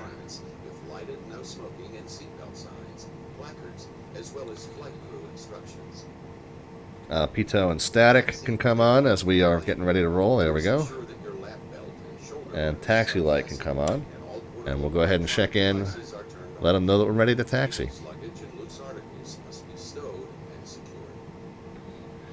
HCS Center, citation 514 Delta Victors at Molokai, looking for a taxi for VFR eastbound departure. Citation 514 Delta Victor, HCF Center. Advise you have weather NOTAMs for Molokai, runway 5, taxi via Alpha, cross runway 17 Alpha. Okay, 5 via Alpha, cross 17 at Alpha, and we do have the weather NOTAMs, 514 Delta Victor.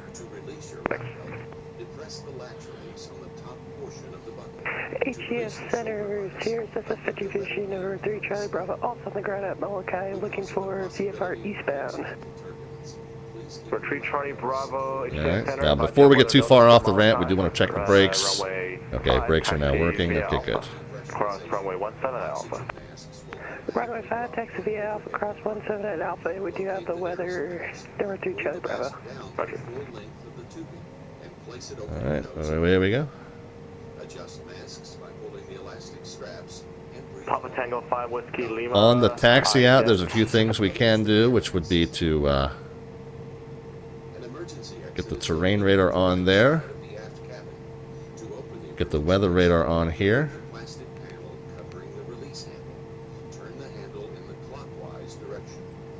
For 10 Whiskey, wind 2004, runway 17, clear to land. departure frequency is preset. Are you going to get the PMDG 737? Yeah, should be releasing tomorrow, and you will definitely have that as part of the Slant Alpha hangar, even though it's not Slant Alpha.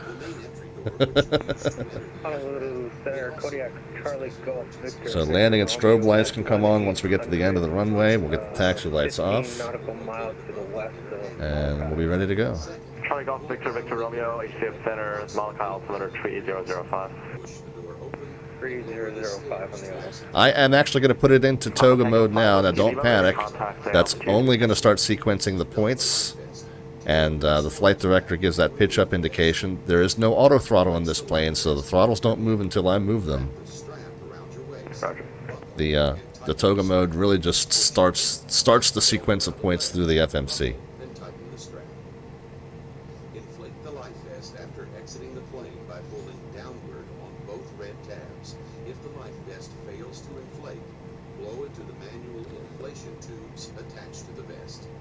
Again, here is our departure plan, pretty much north and eastbound to the tip there, and then we'll turn east.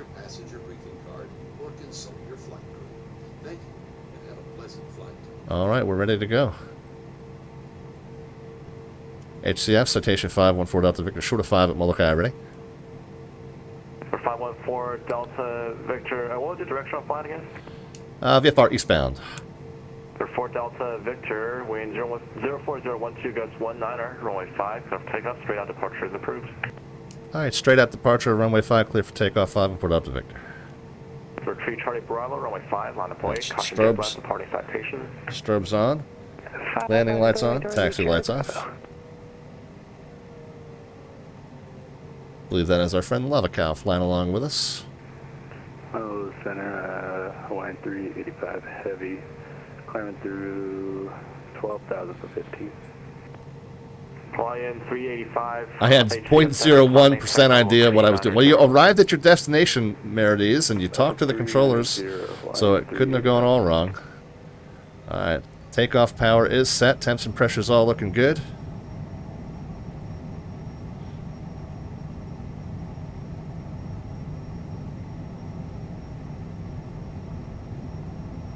Struggling to maintain center line here.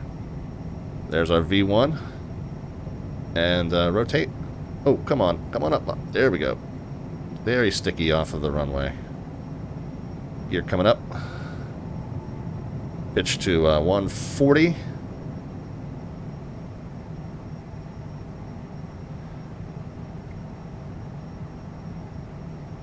And the field elevation was 400, so at 1400 we can get the flaps in. There we go. Flaps coming in. We'll reduce from climb to from takeoff to climb, and we'll pretty much stay on that runway heading. We can go autopilot, heading mode, and flight level change. Number 3 Charlie Bravo, wind 04012 gust 19, runway 5, clear for takeoff, straight out departure approved. Straight out departure approved, runway 5 clear for takeoff, number 3 Charlie Bravo. 200. Report Delta Victor, frequency change approved, have a good flight. Frequency change approved, 5 Delta Victor, see it. Alright, so the plane's going to level us off at 3500, and I'm going to start bringing the power down. Of course, we're not really VFR, are we?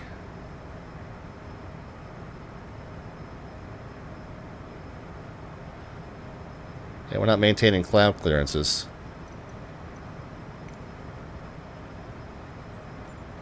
There we are. Oh, overspeeding.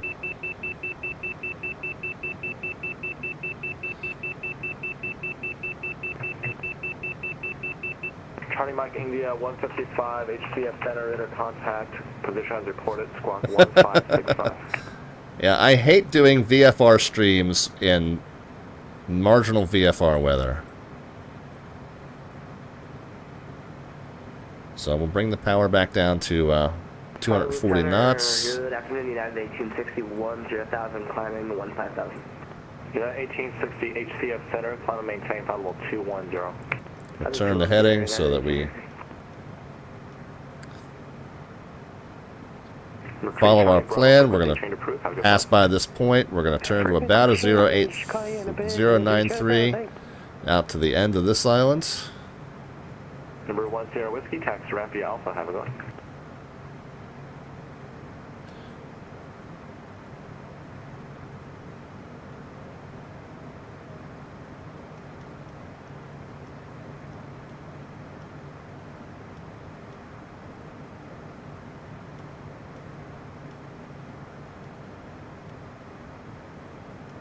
Actually, it looks like we've already passed by Kahio Point.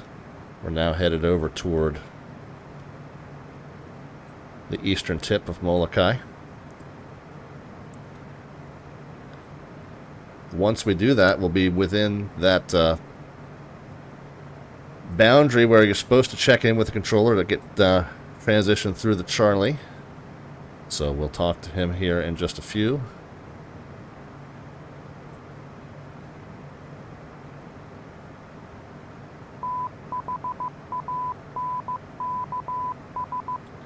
Disco Stew is with us. Disco Stew, we appreciate the follow. Thank you for the amazing Twitch username.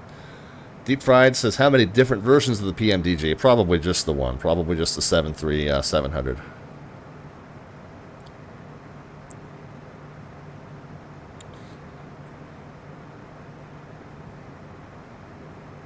Alright, I had said we were going to cruise at 240. We're doing more like 210. I think 210 is probably fine.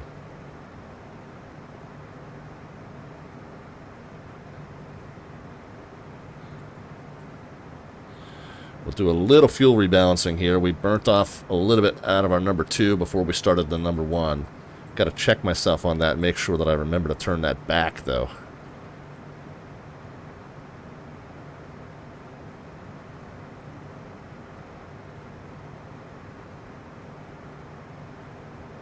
So we're going to call ourselves 13 and 9 is that was completely unreadable. That was just some pops and crackles. Just check your 22 miles northwest of Maui. So that's how we'll call in.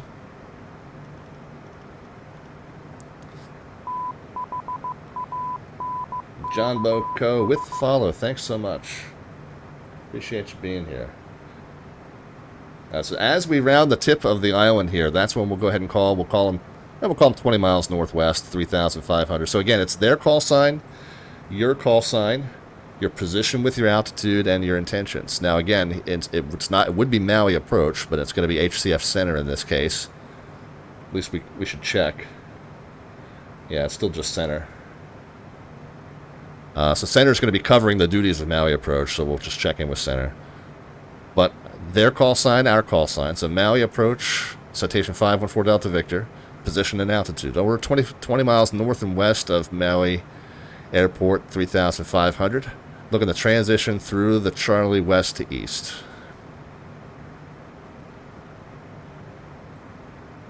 Okay, so here's actually the tip of the island.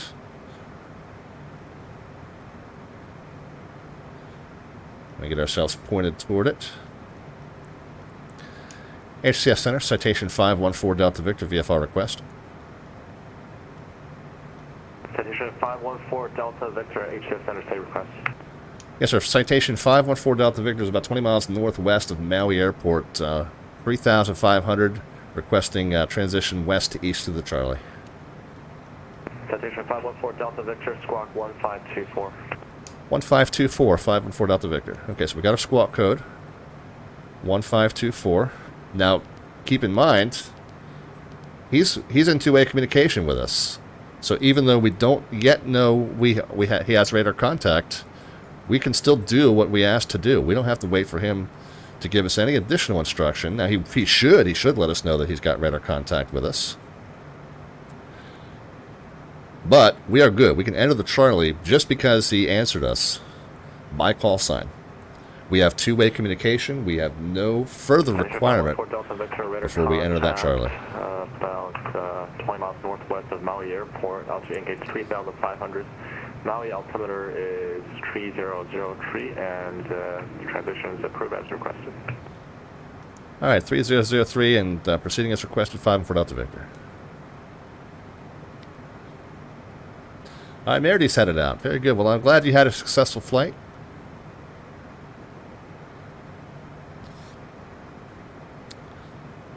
And so really, we can delete this point here. And once we're alongside of the coast here, we can just kind of proceed until the coast comes back out. I think that'll save us a few miles. So we'll hug the coast here, but then I think we'll just head straight out to where the coast kind of comes back up to the north. Joe Boko says, this is really good radio work. Well, I've been doing this VATSIM thing for like 12 years now. I think I'm actually coming up on my 12-year anniversary with VATSIM this month. HCF Center, Hawaiian 213 on the ground at Maui, clearance. STW with the raid. ST, we did hear you on frequency earlier. Hope that you had a good flight here in the Hawaiian Islands.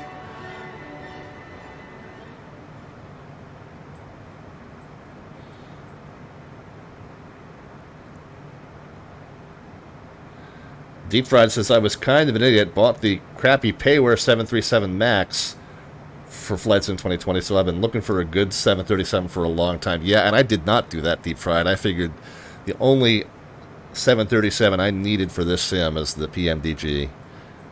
So I'm juiced that it's finally coming out. The sim is almost 2 years old, so the development timeline is a little bit scary, but I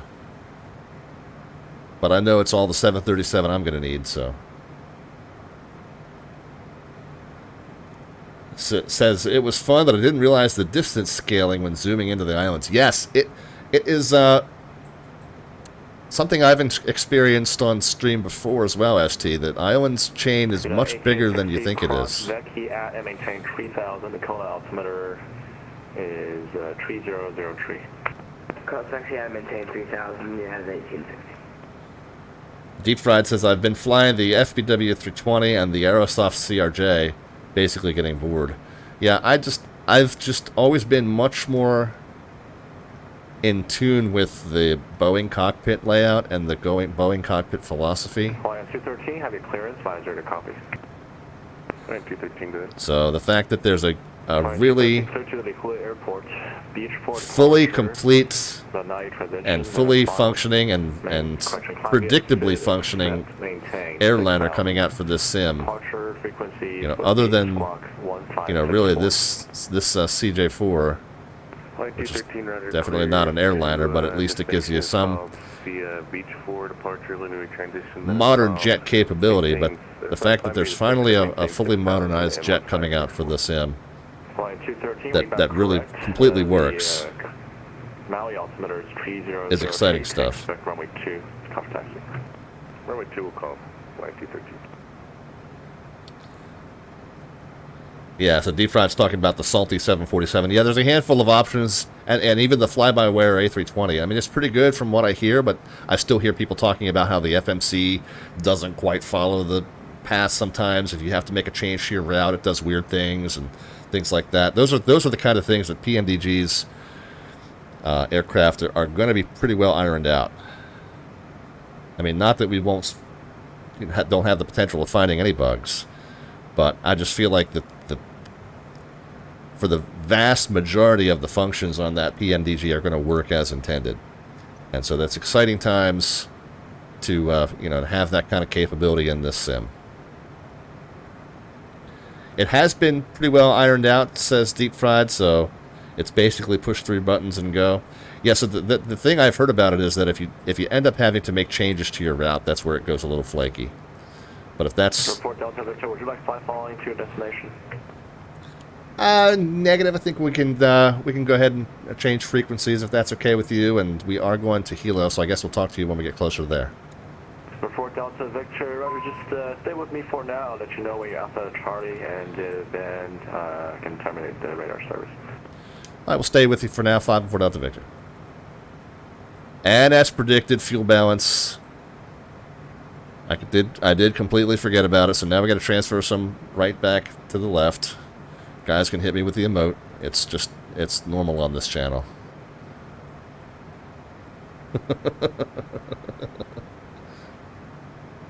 Gal 357 HCF Center, clearance on request, stand by. I'll do it to myself. I deserve it. There you go.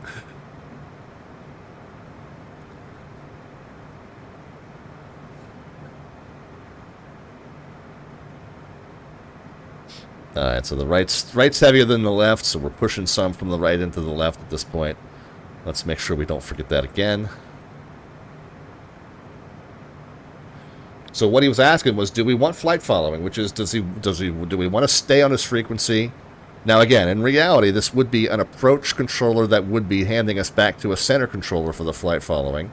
But in this case, because approach is not staffed, that airspace just gets inherited by center, and center handles all of it. Same thing down here at the Hilo Delta. We would switch over to a Hilo tower controller down there, but because there isn't a tower controller on VATSIM at the moment, he's just going to end up handling that too when we get down there. 357, have a clearance, visor to copy. So, again, we could talk to this controller the entire time for departure Delta, Charlie transition, arrival Delta, and flight following. But again, we're trying to kind of demonstrate it as though it would have happened if it was all staffed separately. So that's why we're just kind of drop off his frequency when we get the opportunity. Still moving about 70 pounds right to left there, so we'll keep the transfer going.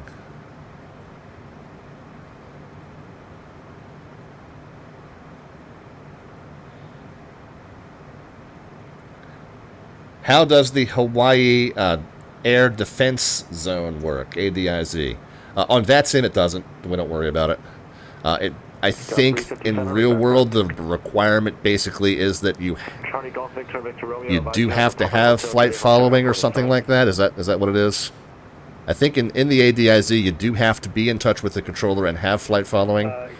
But on VATSIM that is not simulated. Your class, Echo, and Golf airspace responsibilities are the same inside versus outside of that. It's not something the VATSIM worries about.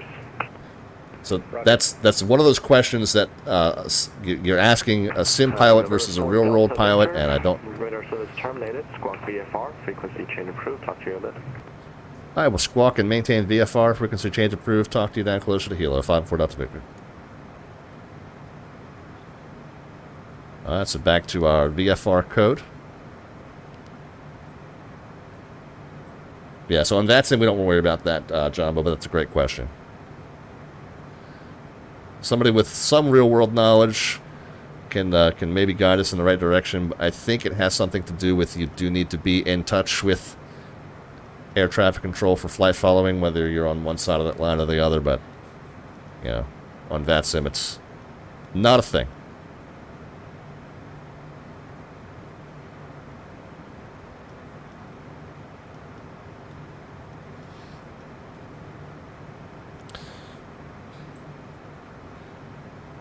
Right, yeah, GHP says it's just like the DC special flight rules and flight restricted zone. Yeah, so on VATSIM, we don't simulate that. In the real world, you'd have to get you have to go through a Homeland Security training course and vetting in order to be allowed to do VFR flight within, you know, some of the space here. There's two rings. There's the outer ring, and then there's more stringent restrictions inside the inner ring. But we don't simulate that on VATSIM. There's no equivalent course on VATSIM we can send you through. So it's just ignored. You got the same rules inside it versus outside it.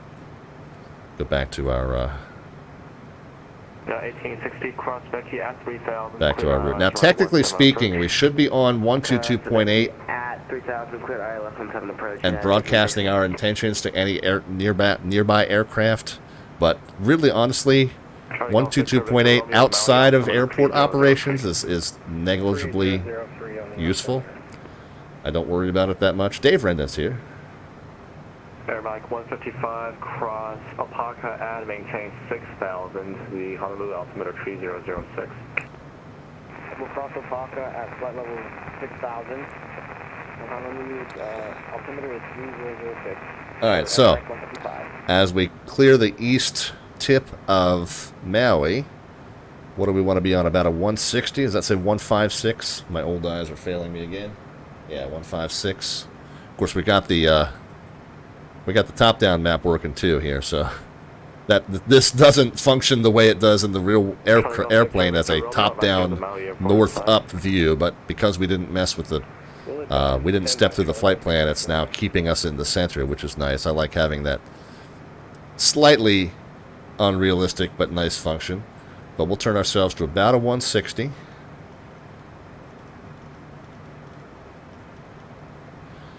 And that should head us down in the direction.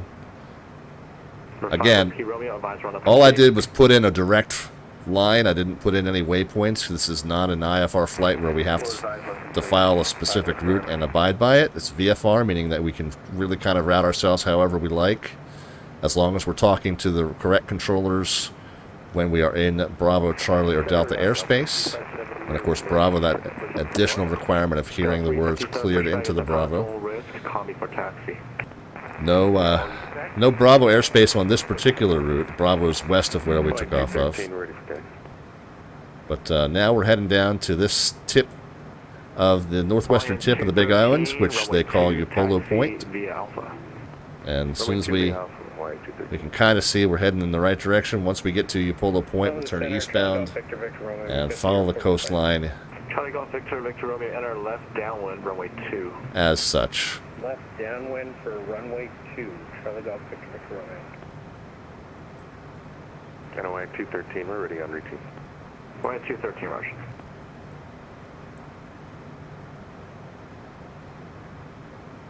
Even with the few cloud scenario, we're getting kind of a little misty, slightly impaired visibility here. Flight 213, wind 08018. Guess I wouldn't be doing Hawaii justice if I didn't give you an outside view at some point. Charlie Golf Victor, Victor Romeo, traffic departing runway 2 right now is a Hawaiian A320. We'll be making a right turn to the southwest, should be no factor. Roger. Charlie Golf Victor, Victor Romeo.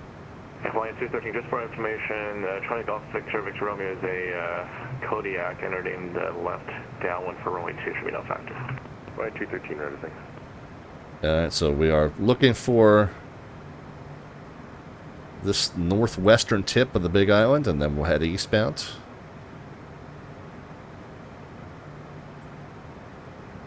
Hawaii aircraft calling for VFR staging or call sign? Again, not really worrying about the magenta line here. The magenta line is just representing a direct path. Oh. Aloha 18. Roger, stand by. And now we're going to move some fuel from the left to the right. I'm going to chase the fuel balance all night, I think. Completely forgot. Let's fix that one more time.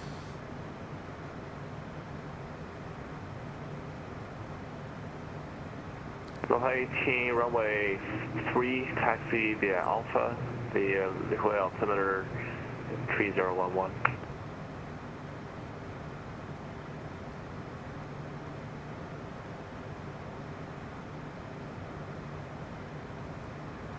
Again, we were talking to those of you who stopped in later on. You know, we were talking earlier, just kind of giving an overview of VFR sectionals. There is on the YouTube channel, there's a playlist called VATSIM tutorials. So if you look at that YouTube link on the lower left-hand side of your screen, there is a playlist there called VATSIM tutorials where we go a pretty in-depth examination of VFR sectionals and what the different airspace boundaries mean and what your requirements are to fly VFR in them. Again, IFR flight, you know, typically you're talking to a controller from start to finish. You know, and on VATSIM, of course, it depends on whether you have the controller staffing along the entire route.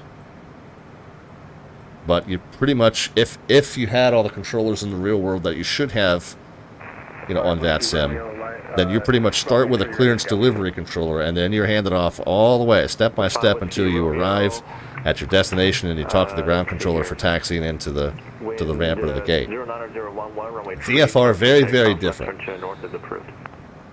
Oh, Eric Flight with an answer to the ADIZ requirements. Yeah, so there's some more information on the real-world ADIZ, but again, we don't worry about that on VATSIM. But again, VFR, you really only need to be talking to air traffic control in Bravo, Charlie, or Delta airspace. Bravo is around the biggest commercial airports in the country. This dark blue boundaries mark the boundaries of the Bravo airspace. Again, you can, for each piece, it tells you what altitudes it applies to. So if you're below, in this little chunk here, if you're below 4,000 or above 9,000, you're not in the Bravo. But as you get closer to the airport, the chunks get taller, right? They all typically go to 9,000 in this case. But as you get closer to the airport, the floor of them gets lower and lower until eventually around the immediate vicinity of the airport, the floor goes all the way to the surface. The surface to 9,000 here, 1,000 to 9,000 here, 1,500 to 9,000 here. So if you're within this chunk but you're at 1,400, you're okay. You don't need to be talking to anybody. If you're within this chunk but you're below 2,000, you're okay. You don't need to be talking to anybody. You can overfly this at 9,500, and you're okay. You don't need to be talking to anybody if you're VFR. 201 Lima Oscar, HCF Center, yeah, you but to enter that, you've got to talk to the approach controller and hear the words cleared into the Class Bravo airspace.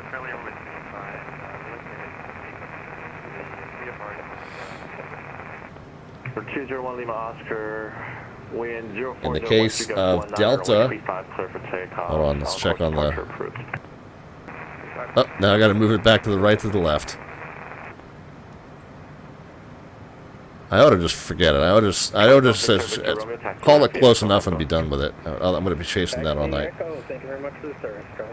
We'll try and get it to within the pound again, but I have a feeling all of the yammering on I'm going to do is going to make that a failing effort. So that's Bravo. Charlie airspace we had an example of earlier. We took off here west of the Charlie. We were navigated east of the Charlie, but we did pass through it. And again, we were at 3,500, so we were within this shelf here. We were above 2,000, we were below 41, so we definitely were inside the Charlie this whole way across. And again, all we did was we rang up the controller. We gave their call sign, our call sign, our position and altitude, and our intention. So we said Maui approach, or in this case, we said HCF Center, citation 514 Delta Victor. We're 20 miles northwest at 3,500, looking to transition west to east. And so he gave us a squawk code. He said radar contact. He didn't say cleared into the Charlie, but he didn't have to. He had already kind of given us we met all the requirements as soon as he set our call sign. But he did say proceed as requested, which wasn't really necessary for him to say, but he did just to make the point clear. Once he answers you by call sign, closing about 7 minutes. Proceed as requested is kind of implied. Unless he tells you something differently. Unless he tells you, proceed on heading such and such, or proceed eastbound at or below such and such altitude, or between such and such altitude and such altitude. So he can give you whatever restrictions he needs to. But if he just answers you by call sign and says radar contact, proceed as requested is really more or less implied. Runway 8, clear for takeoff. And then with the Delta, it's pretty much the same thing. Again, only two-way communication is required. And in fact, in the Delta, you probably won't get radar contacted in a squawk code. You can just get a pattern entry instruction. If you're overflying, he'll just tell you to, he'll just probably just answer you by call sign. And again, it's proceed as requested unless he tells you something different. But you probably just get the pattern entry, make a right base to runway 26 or whatever. Is the radar contact simulated? It's simulated on their end. John Boko, there's nothing in your aircraft that will tell you that you've been radar identified. The controller has a scope simulation, and he will see you on that scope, and depending on which scope he's using and how realistic are the settings of that scope he's using, he will see you as an uncorrelated target until you dial in your squawk code, and then he'll see you as a correlated target with your call sign attached to it. So yeah, VATSIM does have a pretty good, robust simulation of the air traffic control services provided and the tools that they use. Matter of fact, John, on Wednesday at 7 p.m. U.S. Eastern Time, you're going to see me continue my air traffic control training on VATSIM. I'm a delivery, ground, and tower controller on VATSIM. I am not yet an approach and departure controller, but I'll be taking my next lesson for approach and departure on Wednesday. That'll be our next stream, so good one to pop into if you want to kind of see some of the beginning radar tools. It's not the one I'll be using on Wednesday will be kind of a simplified radar tool. There's another more realistic one I can use later on, but right now I'm just kind of getting the concepts down, but you can kind of check in and see that on Wednesday if you'd like to. Yeah, 1860 is clear of runway 17 with you to taxi to Bates. Yeah, indeed. Lava Cow has clarified. So my VATSIM training is delivery, ground, and tower for any airport within the Washington ARTCC on VATSIM. And if you look back through the videos on demand here on Twitch, you can see, I think there's still one tower control session that's still on Twitch. You can kind of peek in on that if you want to see how tower control works on VATSIM. Squawk 2000, frequency change approved.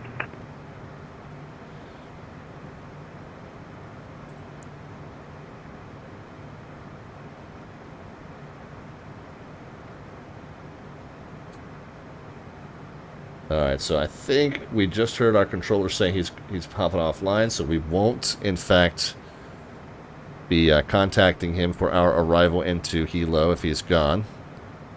It's possible that Hilo approach might pop on. It's possible that Hilo tower might pop on before we get there. You know, VATSIM staffing kind of comes and goes from a controller standpoint. Got a 357 radar contact by altitude. So it's Delta 357, certainly possible that we won't have a controller, but it's also possible that even though this one's signing off, it's possible that another one might sign on. Play that by ear when we get there.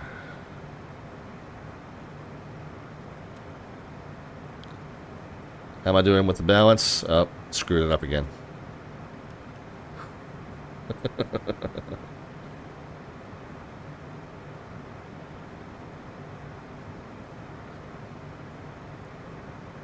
Is there a way to see controller coverage? Yeah, the app that I just had on screen is called VATSPY. There's also a web-based one. If we go to map.vatsim.net, I'm always afraid of what's going to show up in the search history when I do that. Map.vatsim.net, and I think I think it defaults coming up like this, but if you hit the ATC button down here, it shows you who's on.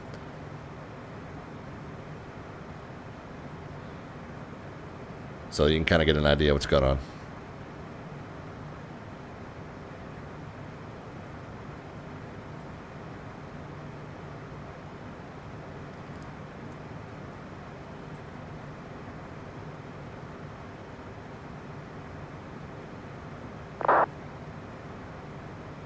Aloha 18, frequency change approved. 213, good day. Correct. That's for Aloha 18, not sure who else also read that.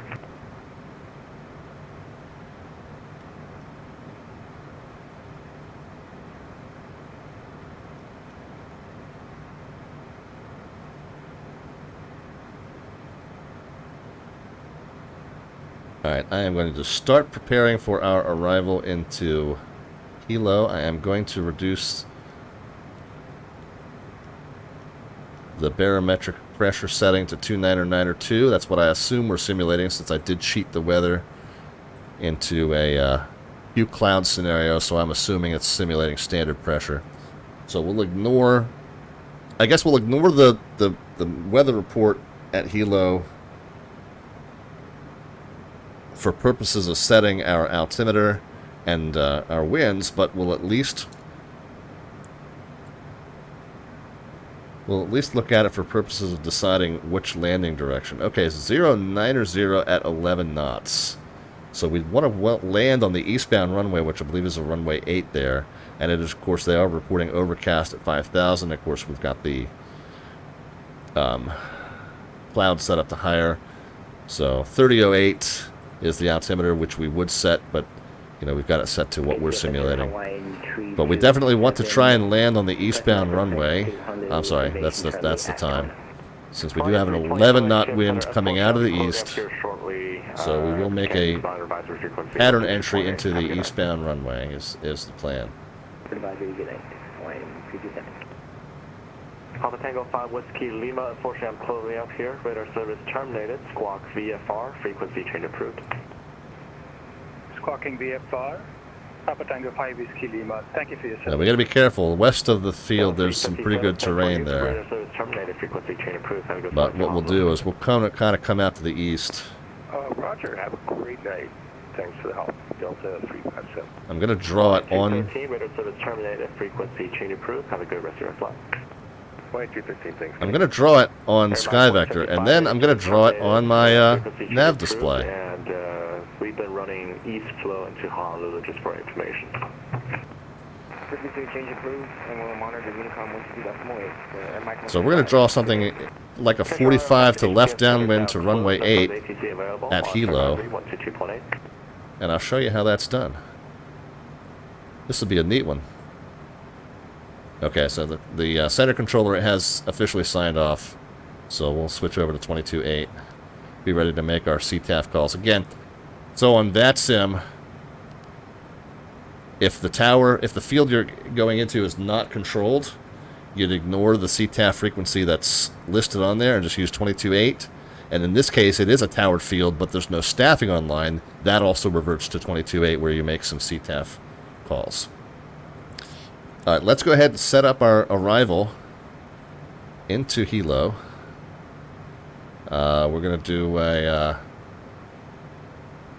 yeah, we're just going to do an arrival at runway 8 and execute.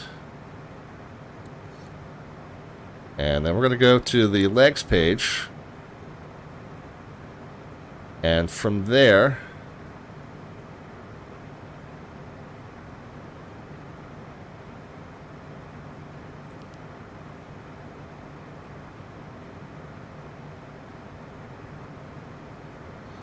From there, rather, we're going to go, let's see, 350 and 1, I think is how you do that.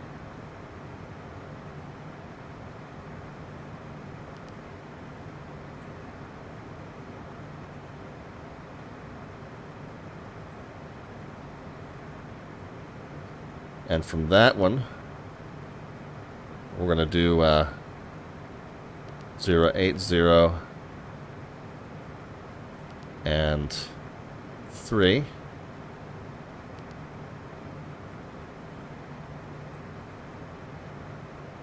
And from that one,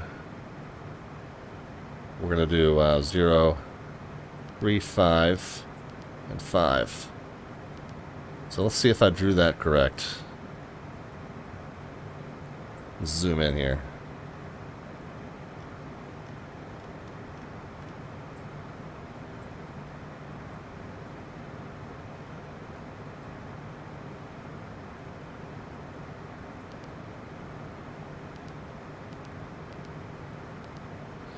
Yeah, not too bad.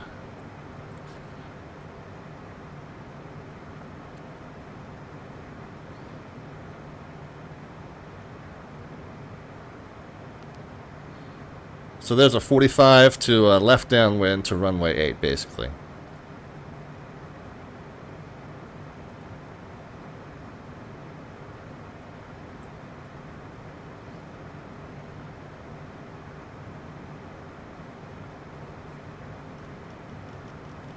And I'm just going to turn the heading bug to navigate us kind of in that direction.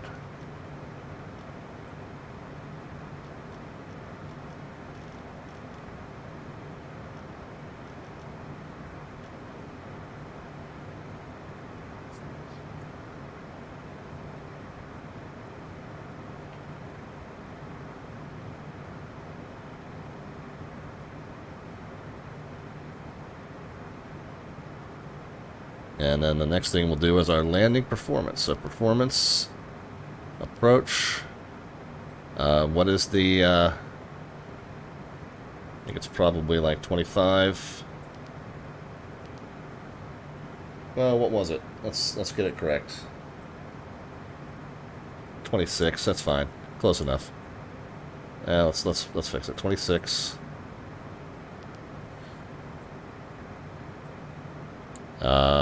Nothing else we need to do. So next, so our VREF and V approach are there. So VREF is 115, V approach is 122.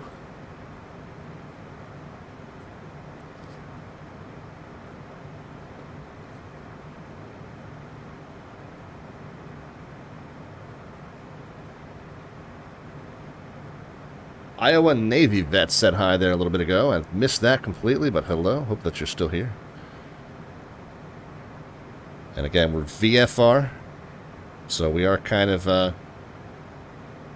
not really on an IFR arrival here, but we're using the nav display to assist us into making a pattern entry to runway 8. And I am going to go ahead and hand fly. You guys can start putting some predictions into the chat, predicting the vertical descent rate at the moment the wheels touch down. There's no bot command on this channel for that, just a number into the chat, positive or negative, representing your prediction of the vertical descent rate upon the wheels touching. Autopilot. My airplane, guys. Heaven help us all. We'll start pulling the power down. And put the plane into a gentle descent.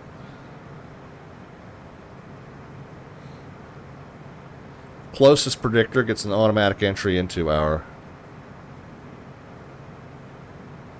monthly landing rate raffle. Next one will be drawn on May the 27th.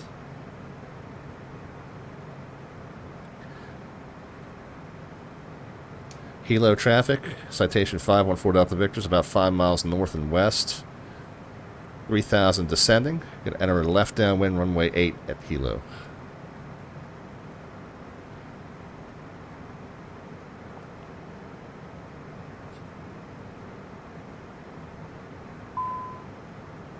Huh. And of course the fuel balance is still an issue.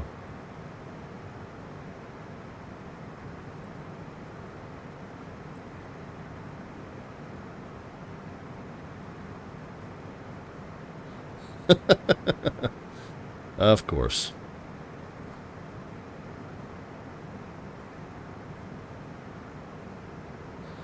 And we're probably not going to run out as far as that is depicted because of the terrain there, but we just got some guidelines.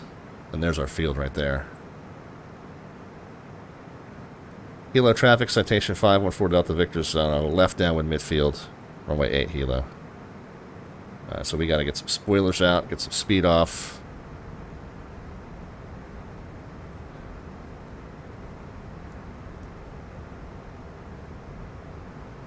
Flaps out, gear out.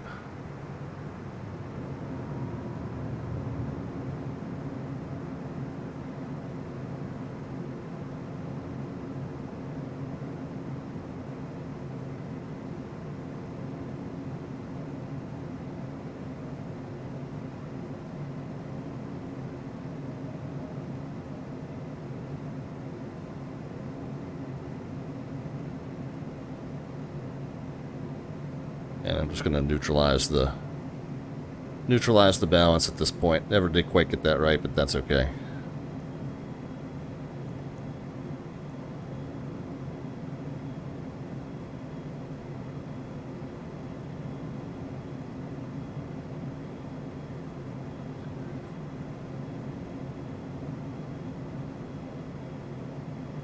Hilo traffic, citation 514 Delta Victor's left base. And final now, runway 8 at Hilo.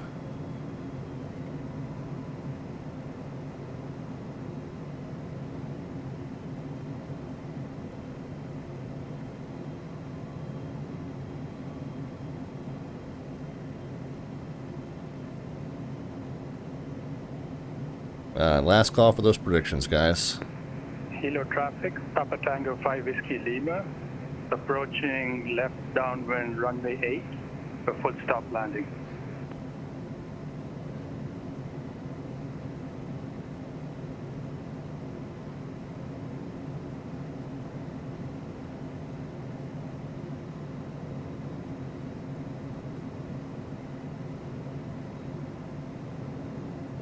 Overshot a little bit. Get that fixed. We're also a little high, a little fast. Still salvageable, I believe. Hilo traffic, citation 514 Delta Victor's about a 1 mile final, runway 8. Hilo.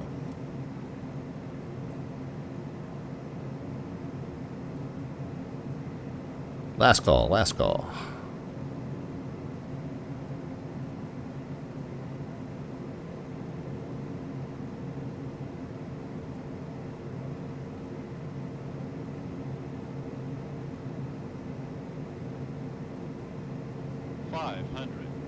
We are stable-ish.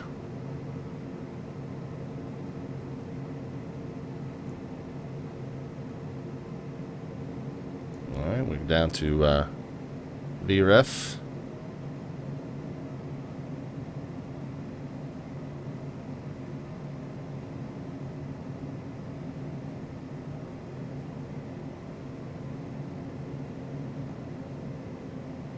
Power out over the threshold.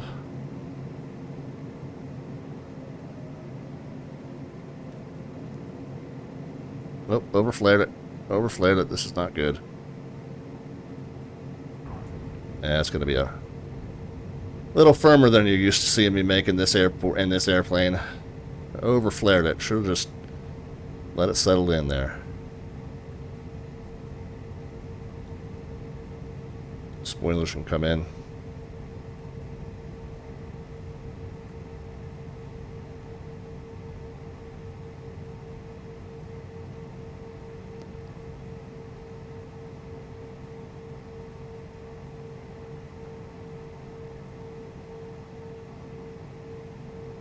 Yeah, not the most graceful. Hilo traffic, Cessna 514 Delta Victor, clear 26 Hilo. Flaps and spoilers in. PHTO heat off. Strobes off. Landing lights off.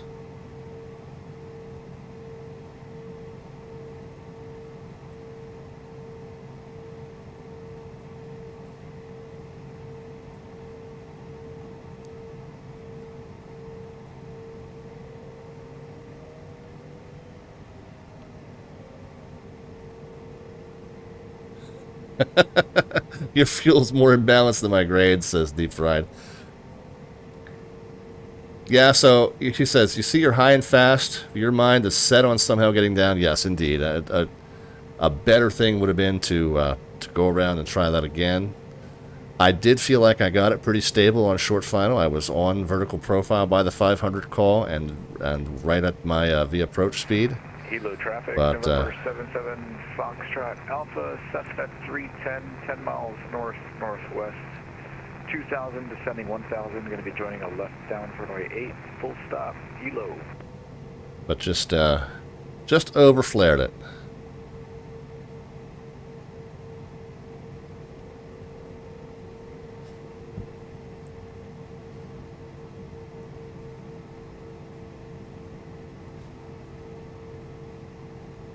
Hilo traffic, Cessna 514 Delta Victor, crossing runway 3 and 21 at Alpha, Hilo.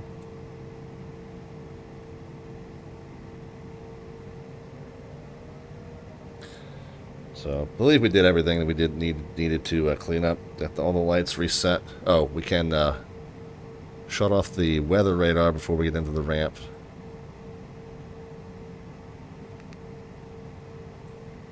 And the terrain radar, which I don't think it's a terrain radar. I think it's a terrain GPS-based display.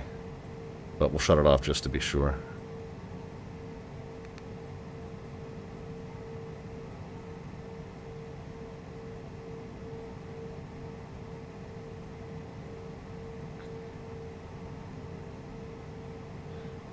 General Aviation is all the way down to the southwest, if I remember correctly. Hilo traffic, citation 514 Delta Victor, clear of all runways, Hilo.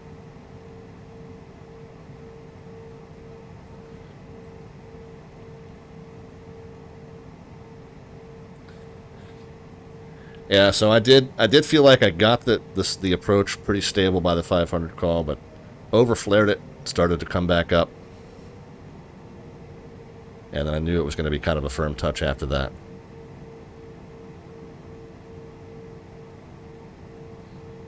Talk about the winning number here in just a moment. And we never did get the fuel balance right.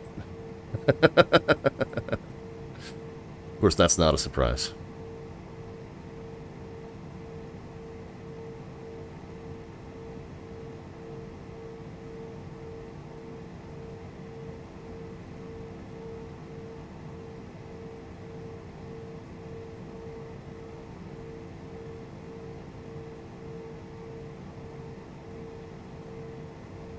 Is it further down? Yeah, I think it's further down. Lava Cow was watching a Kennedy Steve video and missed the landing. Well, it was pretty sloppy. Hand flown downwind, downwind based final. Altitude management wasn't great. Wound up a little high and fast. Got it stable. I felt like I got it stable by the 500 call, but overflared it, and after it ballooned up, came back down with a fairly firm touch. Alpha is 5 miles north of the field now on the 45 to join. Not egregious. I mean, it wouldn't have broken anything, I don't think, but not the most graceful. Yeah, it wasn't terrible. Wasn't terrible, but you definitely saw the plane level out and then start ballooning back up, which is really, kind of sloppy. So I essentially just overflared it. This is one where you really, and usually I verbally say it. Gentle flare, don't overflare it. I usually say that out loud as a reminder not to do that, but I just kind of wasn't paying enough attention this time. All right, let me run through the shutdown checklist here, guys, and then we'll talk about the winning number, and then we'll talk about what's coming up on the stream. So hang out here with me just a few moments. All right, so we got everything cleaned up. We got the taxi light can come off now that we're parked. Parking brake is on. Let's go ahead and get the engine 1 shut down. Hilo traffic, wind Cessna 7 Foxtrot Alpha, left midfield downwind runway 8, full stop, Hilo. Yeah, we know that. Okay, we can go ahead and get the plane back into flight director can come off. I think we need to be into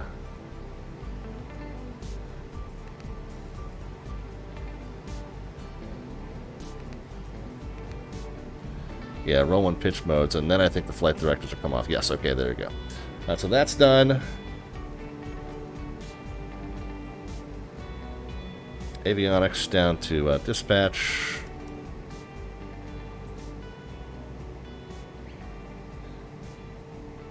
Climate control can get shut off there. We'll go ahead and stop the Hilo traffic, Twin Cessna 7 Foxtrot number Alpha, 2. left base, runway 8, full stop, Hilo. Beacon light can come off. Safety and seatbelt signs can come off. So, let's see, we are in... Yeah, we're already squawking 1200, so I don't need to do that. We can't put it back into standby mode, though.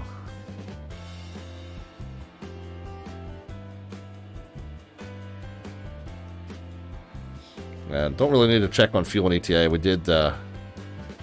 Hilo, Twin Cessna 7 Foxtrot Alpha, short final, runway 8, full stop, Hilo. We can kind of do it.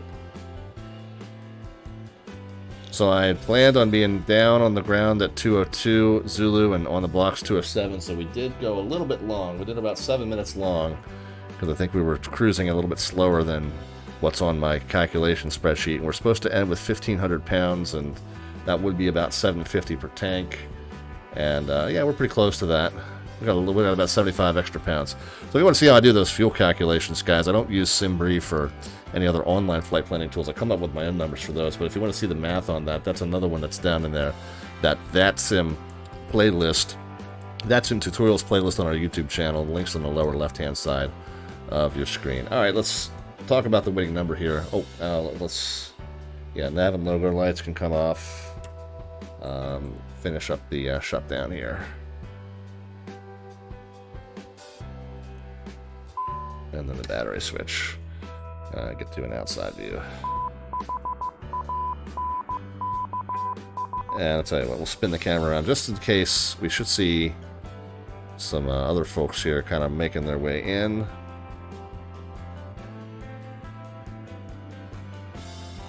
So we can see some activity here at the airport if there is any.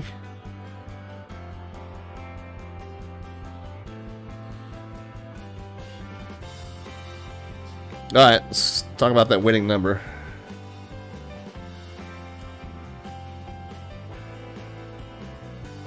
And I believe I said hi to everybody who hit the follow button and all the subscribers tonight. We did have a follow there just a moment ago from Cheeky Quim. Cheeky Quim, hello, and thank you for being here.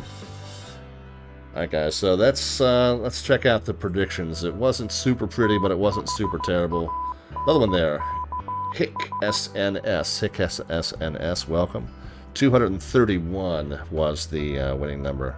Again, not the most graceful touchdown you've ever seen. It basically came down to the fact that I overflared it and ballooned up. So, but 231 is the winning number. Let's run back through the predictions and see who gets their automatic entry into the landing rate raffle to be drawn on May 27th. I think I owe a whole bunch of folks some Alphabets points raffles as well, so we'll talk about that in just a moment. So we have predictions of 10, 85, 123, 198 from Deep Fried. That's looking like the highest number. Yep, Deep Fried Friday is our big winner for our landing rate raffle. Gets an automatic entry into our May 27th landing rate raffle. We have 2 ongoing raffles on this channel, guys. If you are new to the stream, we can tell you about those. Raffle number 1 is the Alphabets Points raffle. Our Twitch channel points on this channel called Alphabets Points. It's the little alphabet cereal icon down there at the bottom of the chat panel. You got a button next to that that allows you to cash those in increments of 1,000 or 5,000. 1,000 gets you 1 entry. 5,000 gets you 6 for the price of 5. We have a few folks that we do owe those to. We'll get those taken care of here in short order here. STW gets 6.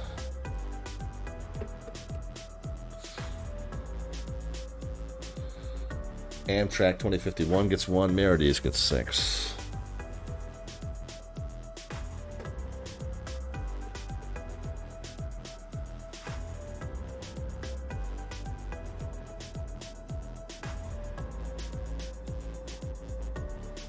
Once again, it's those Twitch Alphabets points at the bottom of the chat panel. 1,000 gets you 1 entry, 5,000 gets you 6 entries.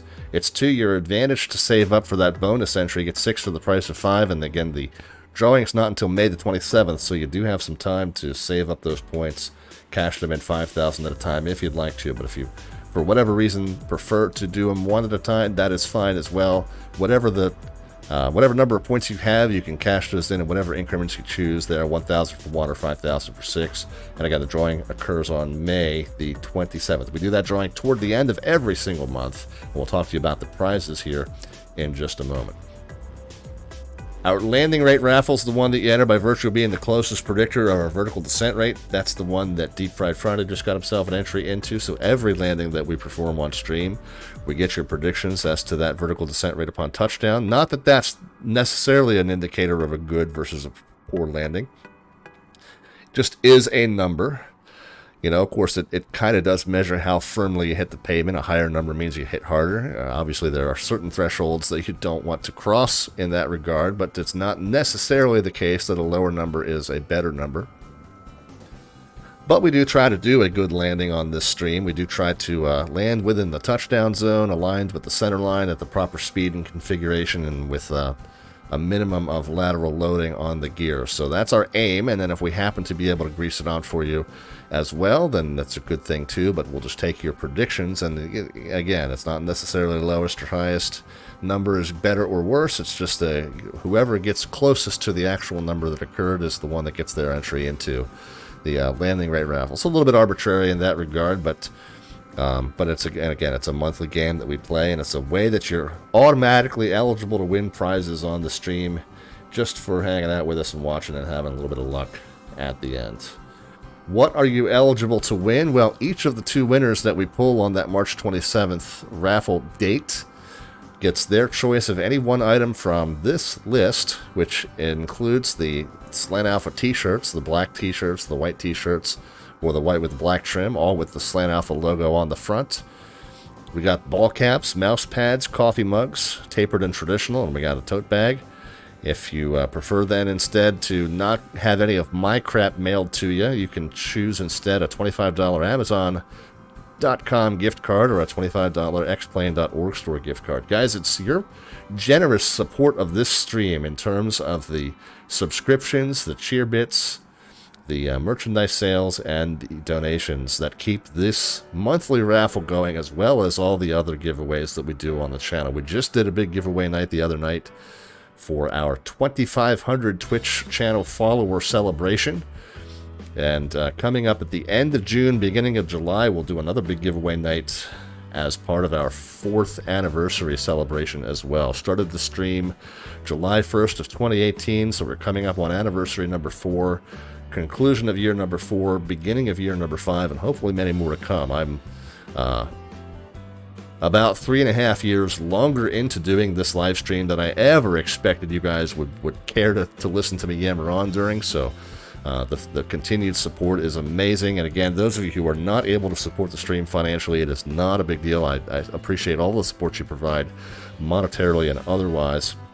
Again, this is not a living for me. It's not even a side income for me. The money is for keeping the giveaways going. So the best thing you can do to support the channel, if you can't participate by way of the subscriptions or the cheer bits, the donations or the merch sales, is to just tell a friend how much fun we have here on stream and how much learning we do together, and what a great resource it is for those who are especially getting onto the VATSIM network for the first time. Max Attack says, I know this is random. How does one become a controller on VATSIM? So it starts with what's called the VATUSA Academy, a basic computer-based training course and exam that you have to pass. If I go to VATUSA.net, now you do, I think, have to be part of the VATUSA division. And I think there's, if you go to Academy, well, it's going to make me sign in. I'll sign in.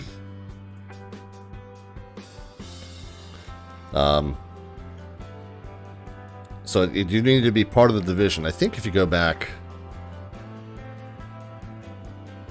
join us. Yeah, so this is where you would go first, is that join us link if you're not already part of the division.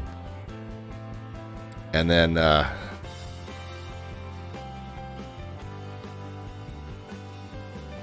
And then the academy there is the kind of the basics of your introductory training. It's like I said, it's a series of computer-based training modules and then an exam. Once you pass that exam, you choose which of the 21 facilities in VAT USA you'd like to join. And then you go over to their website, and actually they'll reach out to you once you've joined that facility. They'll reach out to you and let you know what the next steps are for your one-on-one, your kind of mentoring and instruction to practice and get up to speed. So those are the basic steps to get started there, Max, and hopefully that's enough information to be useful to you. I had VATSPY up, but I think I've shut it down. Let's just go back to map.vatsim.net. Whoops. So once you complete those introductory steps, then it's each of these 21 facilities. It's 20 facilities in the mainland, and then one facility of Pacific control facility covers Alaska and Hawaii and Guam, I think. But it's 20 facilities in the mainland, and ZDC, Washington ARTCC, is the one that I'm a part of. Covers this region here, so you just figure out what airport or airspace you're most interested in, choose the facility that you'd like to train with, and that's kind of how you take that next step. So hopefully that's enough to get you started there, Max. And Deep Fried says, I've got a Google Doc where I collect as many of the flights that I do on that sim using FlightAware links. Yeah, it's great to keep your own log. The stats.vatsim.net is a place where you can go and see kind of your past flight plans, but they archive those every so often. I've been on VATSIM for 12 years.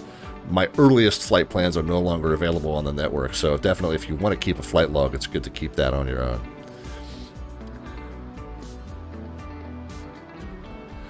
Anyway, all right, so I think that covers all the basics. We talked about the Discord link. If you were trying to talk to me earlier and I was too busy with the airplane to see your message, certainly didn't mean anything by way of sliding it. So if you had questions about anything that you saw or heard on the stream, please feel free to join our Discord. The link's on the lower right-hand side of your screen. And ask away. I do check that every couple of hours, pretty much 24/7 when I'm not on the stream. So great way to get in touch with me if you had questions or just wanted to say hi. We talked about the YouTube channel already with the VATSIM tutorials playlist. Please feel free to check that out. Ask any questions that you have about any of that material right there in the comments section, or again, find us on our Discord. Again, the typical show schedules Mondays, Wednesdays, and Fridays at 7 p.m. U.S. Eastern Time. There is some variation to that. Obviously, tonight was a special night because of that VATSIM First Wings event that we had up and running for you. But the full show schedule is down there underneath the About tab, and it's also over on our Discord server as well, so you can check that out there. As we mentioned earlier, our next one is going to be kind of a neat one. It's going to be our next step forward from our VATSIM air traffic control training for myself. Again, talking to you earlier about the fact that I am rated to delivery, ground, and tower within Washington ARTCC, but I'm making my next steps toward becoming an approach and departure controller. So that training is going to be on Wednesday, starting at 7 p.m. U.S. Eastern Time. It's going to be on a server called the Sweatbox. It's where the instructors for the Washington ARTCC will be running a scenario with me and acting as the pilots, and I'll be kind of managing them through the same scope program that I would use on the live network is what I'll use on this special training server. So that'll be an interesting insight into the training process, although it'll be a little bit farther along than we were just talking about moments ago with your first steps, but still gives you an idea of how Sweatbox works and what the instructors are expecting you to do and know as you start thinking about training to become a radar controller, approach and departure controller on VATSIM. So that'll be on Wednesday. And then, what's the next one after that?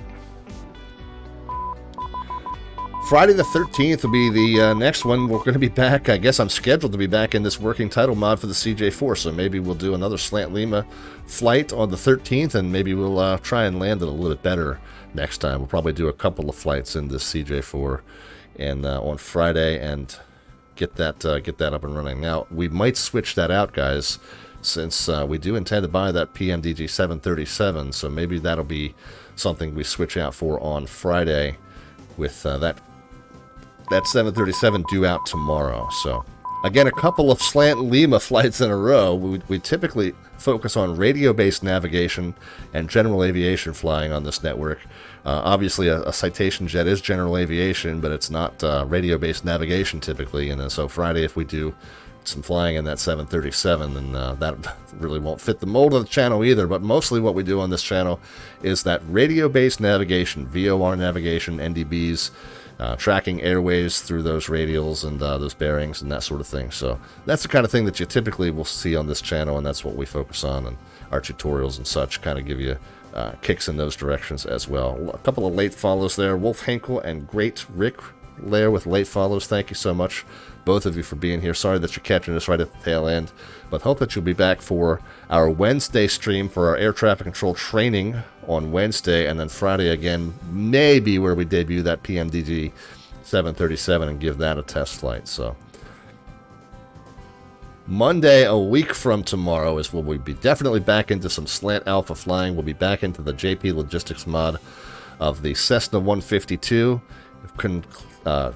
Resuming our river run series as we make a series of trips down the Columbia River. Going to be transitioning through the Portland area from Cascade Locks up through the Portland Charlie, and then again up toward Scappoose, just north of Portland. So again, we'll be doing some VFR flying and Class Charlie transitioning. Hopefully we'll get some VATSIM air traffic control on in that region for us a week from Monday.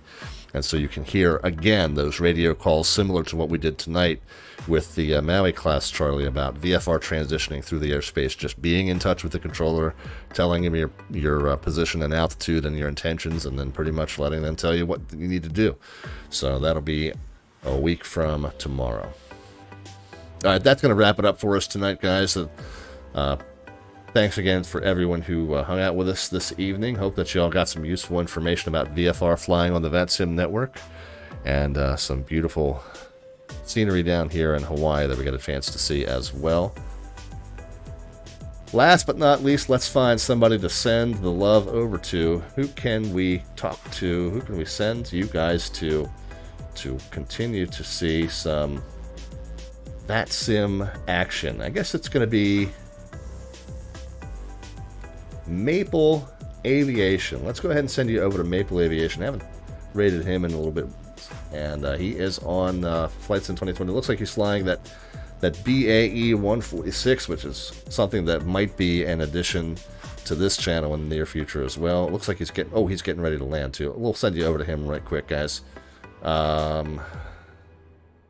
We'll tell you he's getting ready to land. I'm not going to catch the landing in time. However, he's only an hour into his stream, so hopefully that means he will continue to do some flying for you after he gets touched down, and hopefully he's got another flight in the works. All right, well, we'll send you over to him, and hope that you guys will see us on Wednesday for our air traffic control training stream, and thereafter on Friday. But in the meantime, do have a great start to your week. Thanks again for hanging out with us. Be healthy and safe in your own travels and your own adventures, and we will talk to you Wednesday from the tower cab, or from the approach cab here within the Washington ARTCC. Until then, guys, take care.